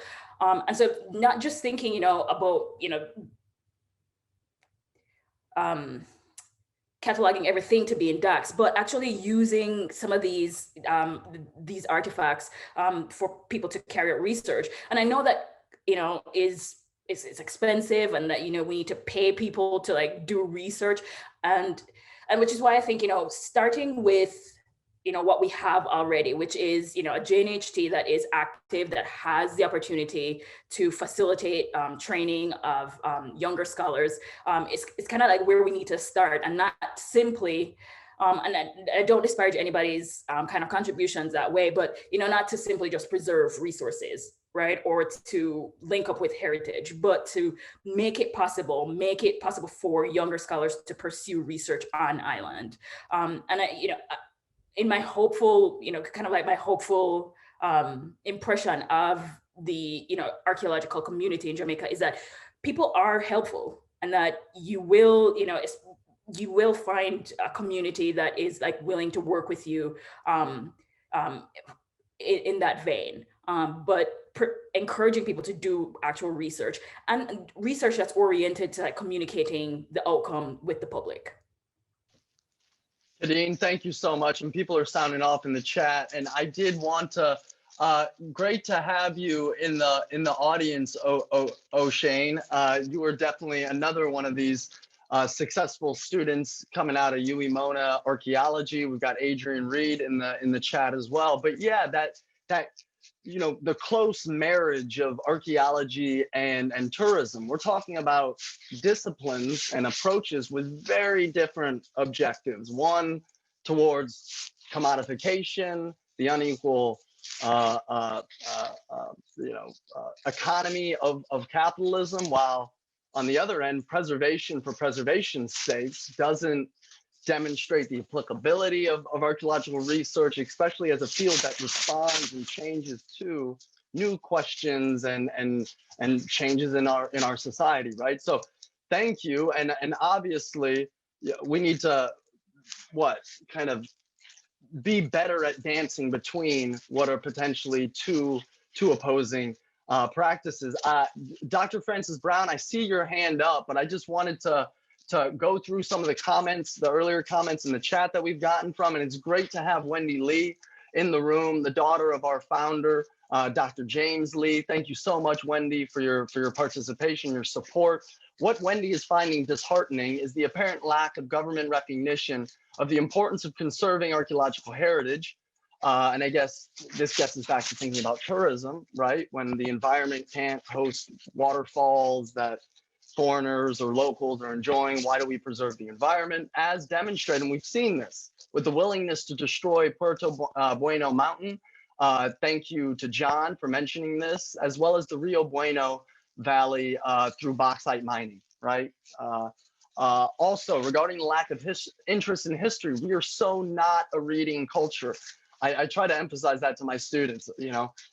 Copywriters hate me because the amount of resources that I've made available that aren't in the UWI library, but I don't know if people actually not only read them for content, but read them for styles of writing and the ability to form relevant arguments. So there's so much interest in the bulletins of the ASJ and Jamaica Historical Society. There needs to be an effort to make these resources more available. Suzanne, what have we been doing? We've been inventorying and trying to access all of our old archaeology series, from the old series, beginning with your father, Wendy, am I right, 1965, to then the new series started late 80s, early 90s, somewhere around there. We're in the process of inventorying, compiling, and then digitizing all of these materials to make them available to our members, as well as through collaborations with international groups. So thank you, Wendy, for that. Just want to go, O'Shane, we talked about tourism sector. How can we better leverage archaeology within the tourism sector? I think, just from my own personal experience working with the JNHT board, we need to leverage the current laws as well as through revision so we can ensure that the motivations of capitalism don't precede the motivations that get archaeologists out in the field: preservation, research, and education. I agree with you, O'Shane, that transforming archaeological sites and other heritage sites into heritage tourism products, we could get more income. You're right, but just look at the countless examples like Machu Picchu, like Andrew Richard mentioned sites in Jordan. I'm forgetting the absolute site, but these increased tourism can lead to site destruction. It can change our important monuments to bearing pirate flags, like in Port Royal. Fort Rocky has a pirate flag sign up in front of it from UDC. Obviously, Fort Rocky was built in the 1880s, relevant to World War I, World War II, but maybe it's more appealing for tourists to see a pirate flag. I would want to promote accurate understanding, but anyway, great question, O'Shane, and I know you're putting on your TPDCO hat here, and thank you also for your attendance. And then just, Suzanne, I'm sorry, I'm going to get to you right away. Dorothy Griffins, again, can someone inform me on where Jamaica is at in the construction of a museum that will display the work we have done over the years at the JNHT? I go to the JNHT website and I don't see myself or my colleagues out in the field, but that's not what a museum is about. But anyway, I agree with you. We need a national space here, and perhaps Dr. Greenland can sign off here. Where is the UWI in creating a website to illustrate what the history of the archaeology department has been like from its inception to date. I think that's an excellent suggestion. We need to work on the Department of History and Archaeology website, a website specific to the archaeology lab. Dorothy did a lot of work in the countryside, conducting speaking tours in the rural schools in the northern section. I wonder where these students are today. Was there anyone to add icing to that cake that I made on my initial visits? Well, thank you so much, Dorothy, for your comment there. And if people have contributions to museums, further public education websites, feel free to add that to the chat. Let me now move on to our immediate past president, Dr. Susan Francis Brown, who's been waiting patiently with her hand up. Thank you, Suzanne. Thanks, Zach. I think so very many important issues have been raised. You know, Khadene talked about the whole business of research that sort of comes out of the resources that exist in country. I think the whole business of the connection between archaeology and interpretation through heritage and through history is very, very important. But, you know, taking into account all of the various things that have been said, one of the things I wanted to ask Angelique and I wanted to ask John is, what is the thing that has inspired them to stay connected to Jamaican archaeology, despite all the shortcomings that they have seen through other people and that they have experienced themselves?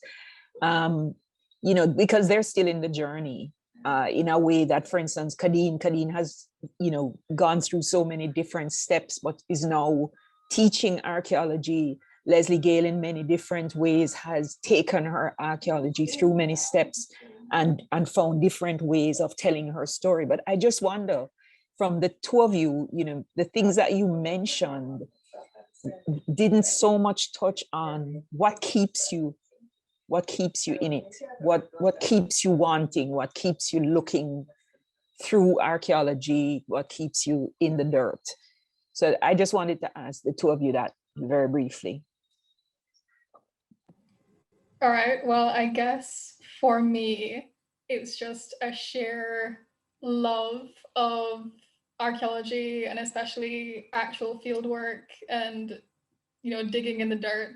I just really, really enjoy it. And I would hate doing most other things. And so for me, just for my own happiness, I can't leave it alone. Also, obviously, the society, I think if I started to step away, people like Zach and John and other people on the board would never stop pestering me. And and Ivor and just other people who constantly you know, call me up and message me and tell me about opportunities and things like that. So I think it's a love, a hope that I will get to do more and become more established and maybe actually make a change. I think especially for me, why, you know, when I was doing my undergrad, I was looking at Mediterranean archaeology. I kind of at one point thought that I would maybe do research in other areas of the world. And my few years here have kind of changed my mind a little bit. Not that I'm not open to doing things in other countries, but I feel like with a bit of luck and a bit of hard work and determination, I could maybe actually make a change here. So that's just my perspective. Yeah, and my perspective basically mirrors everything Angelique just said. So yeah, I really can't imagine myself doing anything else. I've loved history, culture, archaeology since I was growing up. I'm a Nat Geo Discovery Channel kid. I wanted to be an Egyptologist so bad. And then I made it into high school and I started reading and researching Caribbean history and just realized there was this chasm, this gap that, you know, no one seems to want to step in to fill. And so I stay largely out of the passion and the research and also out of the duty and sense of responsibility, because we need to start telling our own stories, like our own epistemologies, ontologies, and praxis can only ever come from us. And if we don't take on that responsibility, we're gonna still have this sort of neo-colonial approach to archaeology that we still see going on to this day. And this isn't me bashing any of the researchers like Zach or Lesley-Gail or anyone else that comes to Jamaica with the intention of doing research, producing great scholarly work. But you know, they're not Caribbean, and people from the Caribbean and people from Jamaica need to be involved in this sphere of the production of our own cultural knowledge for our own sakes. Because we don't start telling our own stories, then it's just gonna be foreigners not only coming here to stay as tourists, but also leading the way on Jamaican and Caribbean cultural narratives, and that needs to change. Can I just say one quick thing? Thank you, John. Zach, can I just say one quick thing? Yeah, of course. It's in the context, in a sense, of that point about the importance of the Archaeological Society of Jamaica, but it also has to do with passion and inspiration and possibility. I remember when John gave a presentation to the ASJ seminar, the ASJ's annual symposium about 3 years ago. Yeah, I think. It was his first 2. presentation. No, man, it's more than 2. Oh my God, I think it's 3. I think it's 3 years, yes, man. It was his first presentation and he was very nervous, right? But the support, I think, was important. But you know what I remember the most? The passion with which he talked about some of the finds from the Mona Works Village, where we'd done some field work, and the bones, and the things that told him about the lives of the people who had worked there, based on the marks on the bones that he had seen when he was looking at them in depth. And I think it's really an important thing, you know? So I think that's why the question of the passion and the inspiration remains important, because throughout all the difficulties, there are still people, the people who are on the screen, some of the people who are not there, like Ivo. Where is he? He's out in the bush. He's in the bush. But you know, some of those people who help to keep the light burning, so that, you know, Lesley and Khadene and Angelique and John and Clive and so many other people continue to do what we need to do to take this story forward in all the ways that have been identified as being missing, or, you know, under-resourced, or just really problematic. But we still keep in the work. So yeah, that's. Sorry, Zach. Thank you. Zach, Yes, Lesley. Yeah. I don't have a hand raised, so I'm hijacking, so I could raise. That's all right, Lesley. That's perfectly fine. We'll go to Wendy after. Yeah. Okay. So most of this dialogue.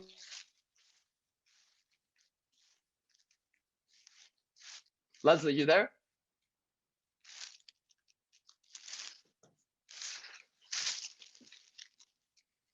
Hey, Lesley. I think your mic is coming from the position of the ASJ. Hello, can you hear me? It's back now, Lesley. Sorry to cut you. Yes, it's back now. Okay.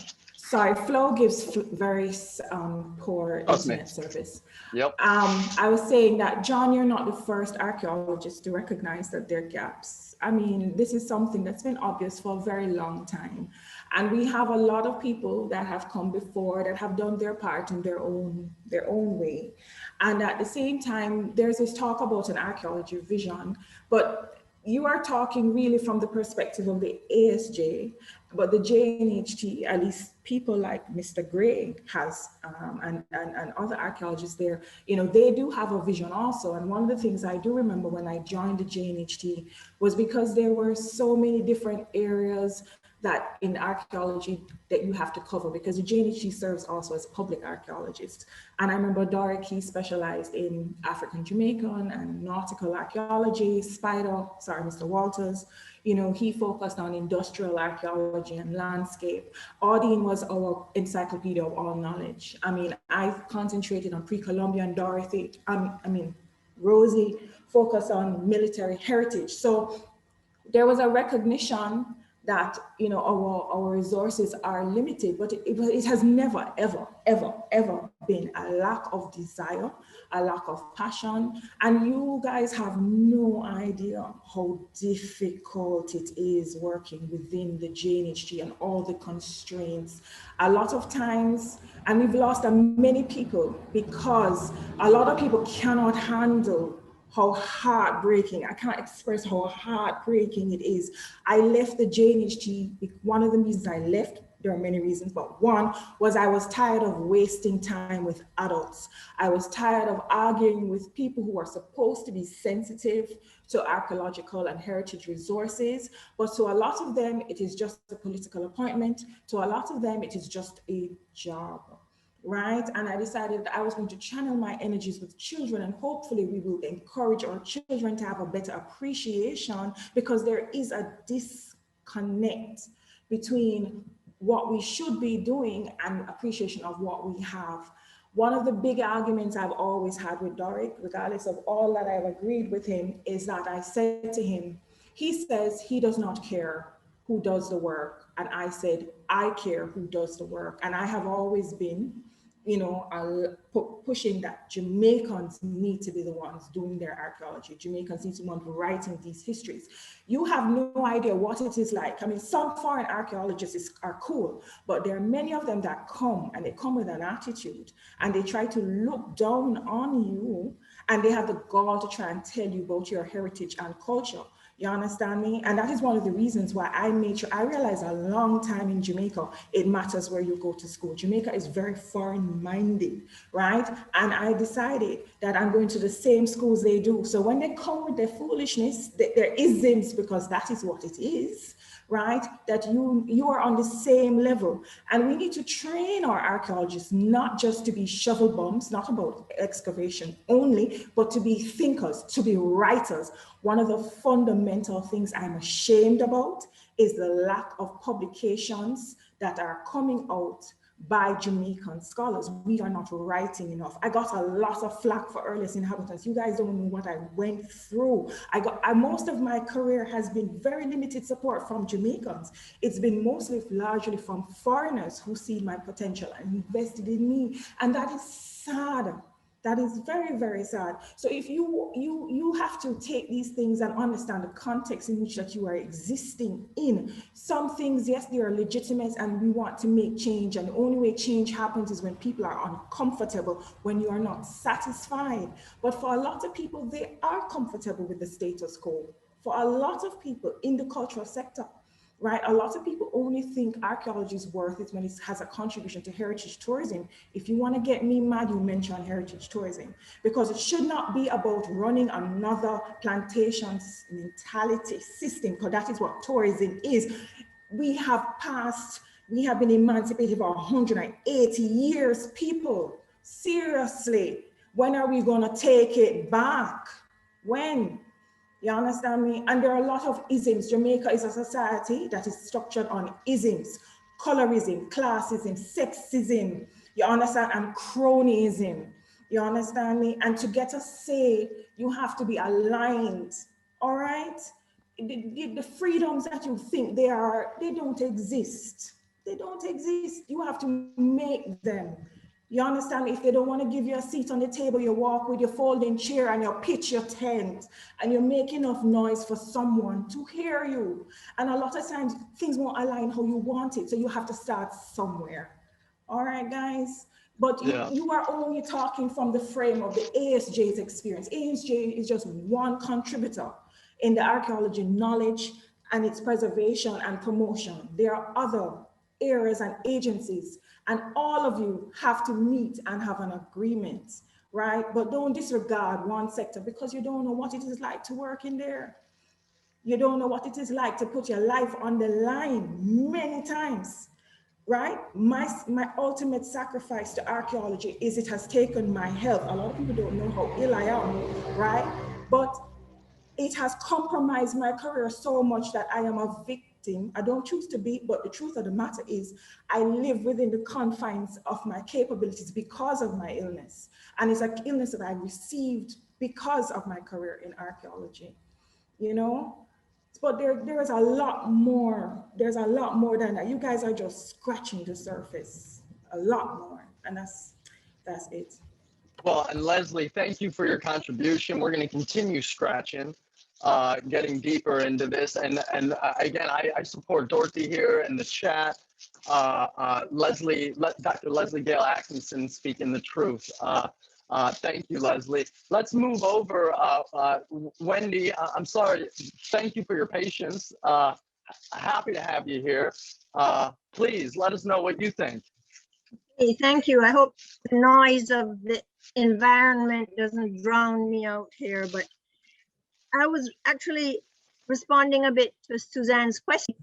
I was just this morning looking in this big binder full of Jamaica Historical Society bulletin from the 60s, and I came across a presentation that my dad made in 1954, and I just thought it was so appropriate to what Suzanne asked, because he opened that talk, which was on the subject of what the Jamaica Columbus found, by quoting a little short verse from Ogden Nash, which is, "'Neath tile or thatch, that man is rich who has a scratch for every itch." Funny you should talk about scratches, Zach. And then he went on to say, now the itch that some of us have is archaeology, and Jamaica has the scratch for it. So that was just a little humorous thing. People who knew my dad knew he had a corny and quirky sense of humor that he tried to inject into everything. So, I mean, who can really explain why we have this passion for archaeology, but we do? And the frustration that we're all hearing about today is how to turn it into something meaningful, how to make a living from it, how to get people to have the vision that Khadene talks about. So all of these things are so important. Lesley-Gail, I really feel what you're saying. I know it from the environment field. The whole disregard, the disrespect for the things that are so irreplaceable and so important, and the cultural heritage goes right in hand with the natural heritage. So trust me, I have experienced that from the point of view of, you know, just struggling for years and years to do environmental education, to get people to have that same passion. So really, I wanted to say something to John, but I'm not quite sure what to say, because everybody's perception and the reality and their situation is just a function of, you know, where they are. And I don't know what to say when there's the issue about the whiteness of the people who study archaeology. I mean, it's not the fault of the white people who happen to be interested and study archaeology and are white. And so it's really a hard question. I mean, what is stopping, the issue is, what is stopping the Black people or the people of all the other different heritages from being more active and more passionate and more involved? I don't know what the barriers are. And all I know is that if you have whoever it is who is interested in studying and documenting and writing and working with people, that their contribution needs to be, you know, appreciated. And I'm so sorry to hear that this archaeological society thing was derailed because it looked like the poster had too many white people on it. So, I mean, I don't know what the answer to that is. People are born how they are, and if they're, but I just hope that the field of archaeology just is open to everybody. Just Jamaicans in general are not caring about their heritage. We need to all fix that.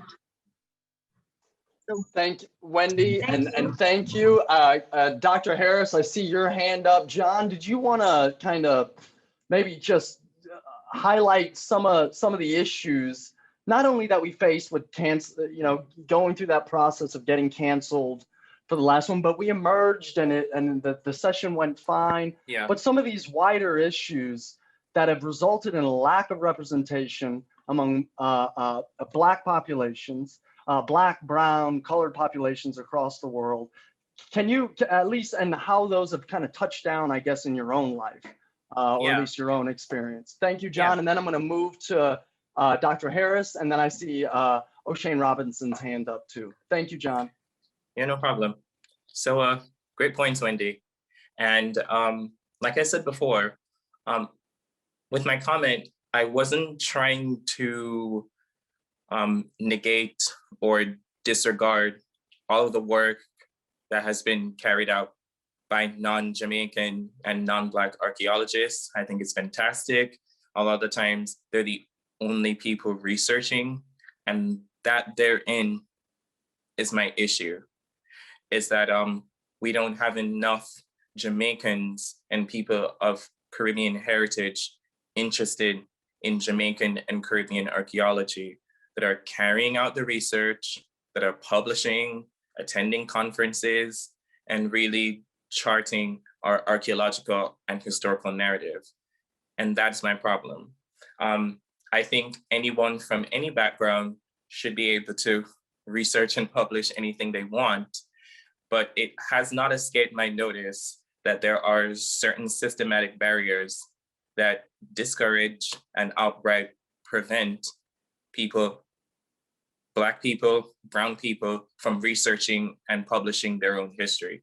And some of it I touched on in my 10-minute presentation, the hypercapitalization of education, our neo-colonial praxis when it comes to history, archaeological research and the like. And also,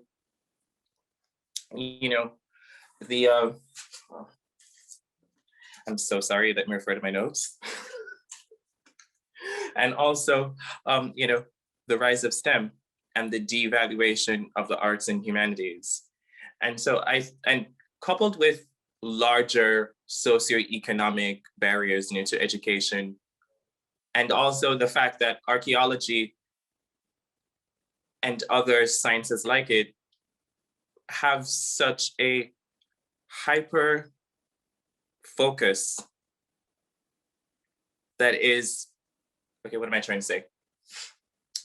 So cultural resource management, archaeology, history, heritage, the sort of effort and the sort of research that goes into creating the data is incredibly time consuming, and it can also be physically taxing, as Dr. Atkinson-Swaby has alluded to before. And so when it comes to performing this sort of research, when it comes to gathering this sort of data, to telling these sort of narratives, the question then boils down to how much time are you willing to invest and where are you getting the money from? And that second point about funding is really the biggest barrier, because then it confines this very important work that we're doing to advanced academia and precludes entry from anyone that isn't directly or indirectly attached to an academic institution. And then that then folds that narrative within, larger issues of representation for people of color within academia, etc. And so, it's a lot of these socio-political and economic constraints that are then reflected in what we see as a general negligence and lack of interest when it comes to the Jamaican population. I mean, you're not going to want to get yourself into 3 years of student debt for a degree that you can't directly monetize, that you can't see yourself getting a stable job to support yourself with. And unfortunately, with some of the factors that I've mentioned before, history, archaeology, and all these other disciplines that are so crucial to preserving our national and archaeological heritage don't fall within that. You know, there's so many barriers, as Dr. Atkinson-Swaby and as Angelique and Dr. Harrison have pointed out in their own respective presentations, that you know, that sort of path just isn't enticing, and it's actually not possible for a lot of people. So I hope that clears up some of what I was saying. I hope I was able to shed some light on some of the points that we're currently discussing. Thank you, John. Certainly did. Dr. Harris, I'll move to you, and then we've already gone about 40 minutes past our time, but I will finish up with the last comment with O'Shane Robinson. So Dr. Harris, please. Yeah, thanks, Zach. And so to Wendy's point about, you know, interest, and to kind of echo some of John's points about, you know, institutional barriers, and what I can say from my own, I mean, I never worked at the JNHT, so I don't know necessarily kind of like what those institutional barriers are, but my experience with institutions in archaeology has come through UWI and through the ASJ. And I will say one of the things that maybe perhaps works against fomenting interest by younger scholars is the fact that UWI is like reducing the amount of support it has for the archaeology program. I mean, I don't want to kind of like bash my old department, but I don't even think that's the department's issue, actually. I think that's kind of like a broader kind of like a funding issue at the university level. And I think removing or reducing the amount, or not even kind of like expanding the amount of financial support they have for the program is working adversely to its like retention of younger scholars. And I say that because archaeology, and people, you know, and this kind of relates to its whiteness. I more want to draw the attention to like its kind of class distinctions, or how class distinctions are maintained in archaeology. And that's because archaeology, one, is expensive, and not just expensive to carry out, but expensive for students to participate in. And so when the university itself removes that kind of support, it makes it more difficult for students to remain interested in it. I thought, you know, one of like the more unfortunate like developments I'd heard, you know, from Zach, who's been, you know, so great at like maintaining that fieldwork component to the archaeology program at UWI, is that, you know, students had to, you know, travel to the archaeological site that they were doing their field schools at. And in my experience, you know, what was possible when I did my field school with Dr. Alsworth Jones was that, you know, all of that was taken care of by the university. And so it made it possible for me to like participate in this thing. And when the university removes that kind of support, you won't get students who are that interested, and the ones who are have to like bear a certain amount of financial burden that's not fair too. And so how do we kind of like transcend that or move past that is, you know, we kind of have to start having these conversations here where we realize that student or younger scholar participation depends on us advocating to institutions, and this goes to the point of interest. I don't think it's like lack of interest. It's lack of interest that is actually productive, or no, it's not a lack of interest so much as it's the promise of an archaeological future isn't necessarily like well presented to these younger students, because anybody I've ever talked to about being an archaeologist outside of Jamaica anyway, you know, are fascinated with the research. And I don't think that Jamaica is that different, that, you know, they would be interested in archaeological research or pursuing archaeology as a degree. But they're institutionally, the pathways to productive professions is just not, it's one, not there. And it's not there because of like the waning institutional support.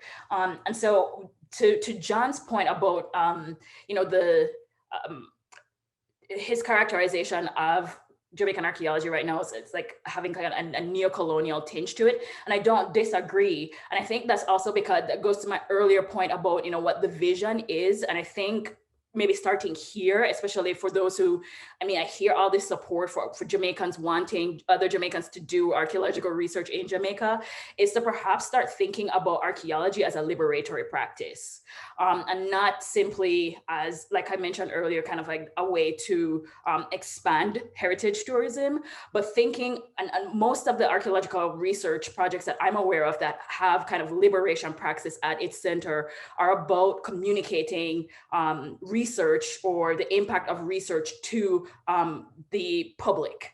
And that's one of the things that doesn't necessarily, we don't see, we bemoan the lack of public interest in the research, but that's because there's nobody doing the research, right? And so when people start doing the research and orienting that research to communicating its impact to the public, I think things will change. And I have to believe that, right? And I think that starts with maybe an informal group, or starting kind of like a coalition, a group here that has liberation or liberatory practice within archaeology at its center.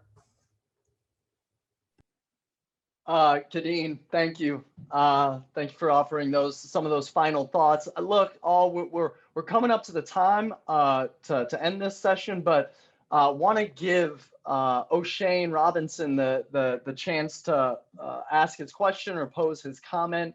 O'Shane, you still there? I'm not seeing your hand up anymore. Yeah, I'm still here, Zach. Okay, great. Thank you. I'll be as brief as possible.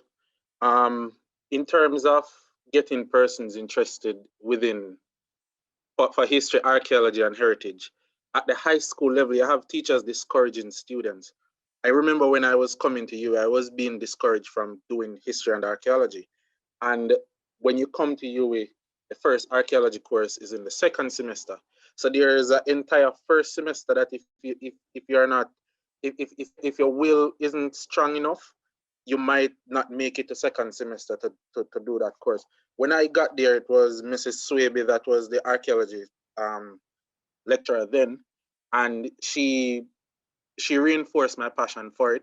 Then it was Dr. Lennick, and he saw me through the completion of my degree. And over that time, he got me to send articles to journals. He even helped me to go to Romania to the archaeology. In Jamaica, we're all over the place with Ivor, the ASJ, go on field trips, learn about the history and heritage. I believe that there is the current crop of young persons in Jamaica, myself, Adrian, Ashley, John, and all the others. Angelique. Between ourselves, we have the potential to take this thing to another level and be innovative with the solutions that we come up with to solve the issue of involvement and public knowledge. But one major deterrent to us, especially with publishing, is funding. For us to find money to go to the archives, to pay for research, to pay reproduction rights and so forth, that takes a lot out of us because a lot of us took student loan. We still owe money on attending the university, and the jobs within the sector are very limited, and it's very hard to get into. So that to survive, we often have to do other things and hope that we make it back into the sector. I think that having more focus groups like this with past graduates of the university of the program, we can hone in on specific issues and then see if we can even help the department to come up with unique course offerings that can help the next generation of students to be more innovative, because heritage tourism is a big thing. When you go to other countries, they infuse the tangible heritage assets with the story of the space, and it's big bucks. Jamaica makes a lot of money from tourism. We have a lot of sites that we can monetize. There are some that we would want to keep hidden because of the sensitivity of these sites. And if we have other sites making money, we can then set up even a heritage preservation fund where every single heritage site, persons that visit these sites, you have tour operators that would have to be paying this kind of a tax each year. And that money goes into a special fund that then can go towards the preservation and the protection of the sites, whether it be a maintenance budget, and all of those things can help to drive things forward and help young persons to invest more time into the research if there was even something in place that they can apply for grant funding. So you have a special interest. You apply for that funding through the government or through the JNHT or directly through the Ministry of Culture. And you get that funding and then you go ahead and you do that research. But that research should not just be research or research sake. That research should lead to something that can then be monetized so that more money can be derived from what you do to help further the cause for the preservation and protection of our cultural assets. So that is what I have to say in a nutshell. I could say more, but in the interest of time. Oh, and O'Shane, thank you for your insights and also being sensitive to time. And I really want to look there's a number more comments in the chat. Dorothy, thank you so much for your contributions today. Lesley-Gail, I'm seeing your comment here. We will most certainly have another session, I think, like this, engendering that proactive, conscious space, all focused on archaeology, heritage, and history right here in Jamaica. And look, O'Shane, I really respect your passion, your application of archaeology in what is one of the largest economic growth industries in Jamaica, tourism. But let's all also think about that archaeology is not just an academic practice, it's not just a marketing practice around tourism, that Jamaica would also be well suited, and Dr. Ivor Connolly, and I know Dr. Lesley-Gail Atkinson have done this work, consultant work, public archaeology, cultural resource management, archaeology firms should be the ones more involved with impact assessments as opposed to only government agencies being involved with this. That leads to one hand washing the other, which doesn't necessarily satisfy what goals of preservation and serious research. So we need more active archaeologists in Jamaica, starting up business enterprises following the JNHT Act and ensuring that impact assessments are being conducted in and around natural and culturally significant areas. And I think that gets back to also the point that Wendy made, that natural heritage management, natural conservation, archaeology, we're all dealing with non-renewable resources that when we mess them up, when we take advantage of them, they're not coming back, right? But look, with that said, I want you all to come back. Continue keeping your eyes on our space, Archaeological Society of Jamaica.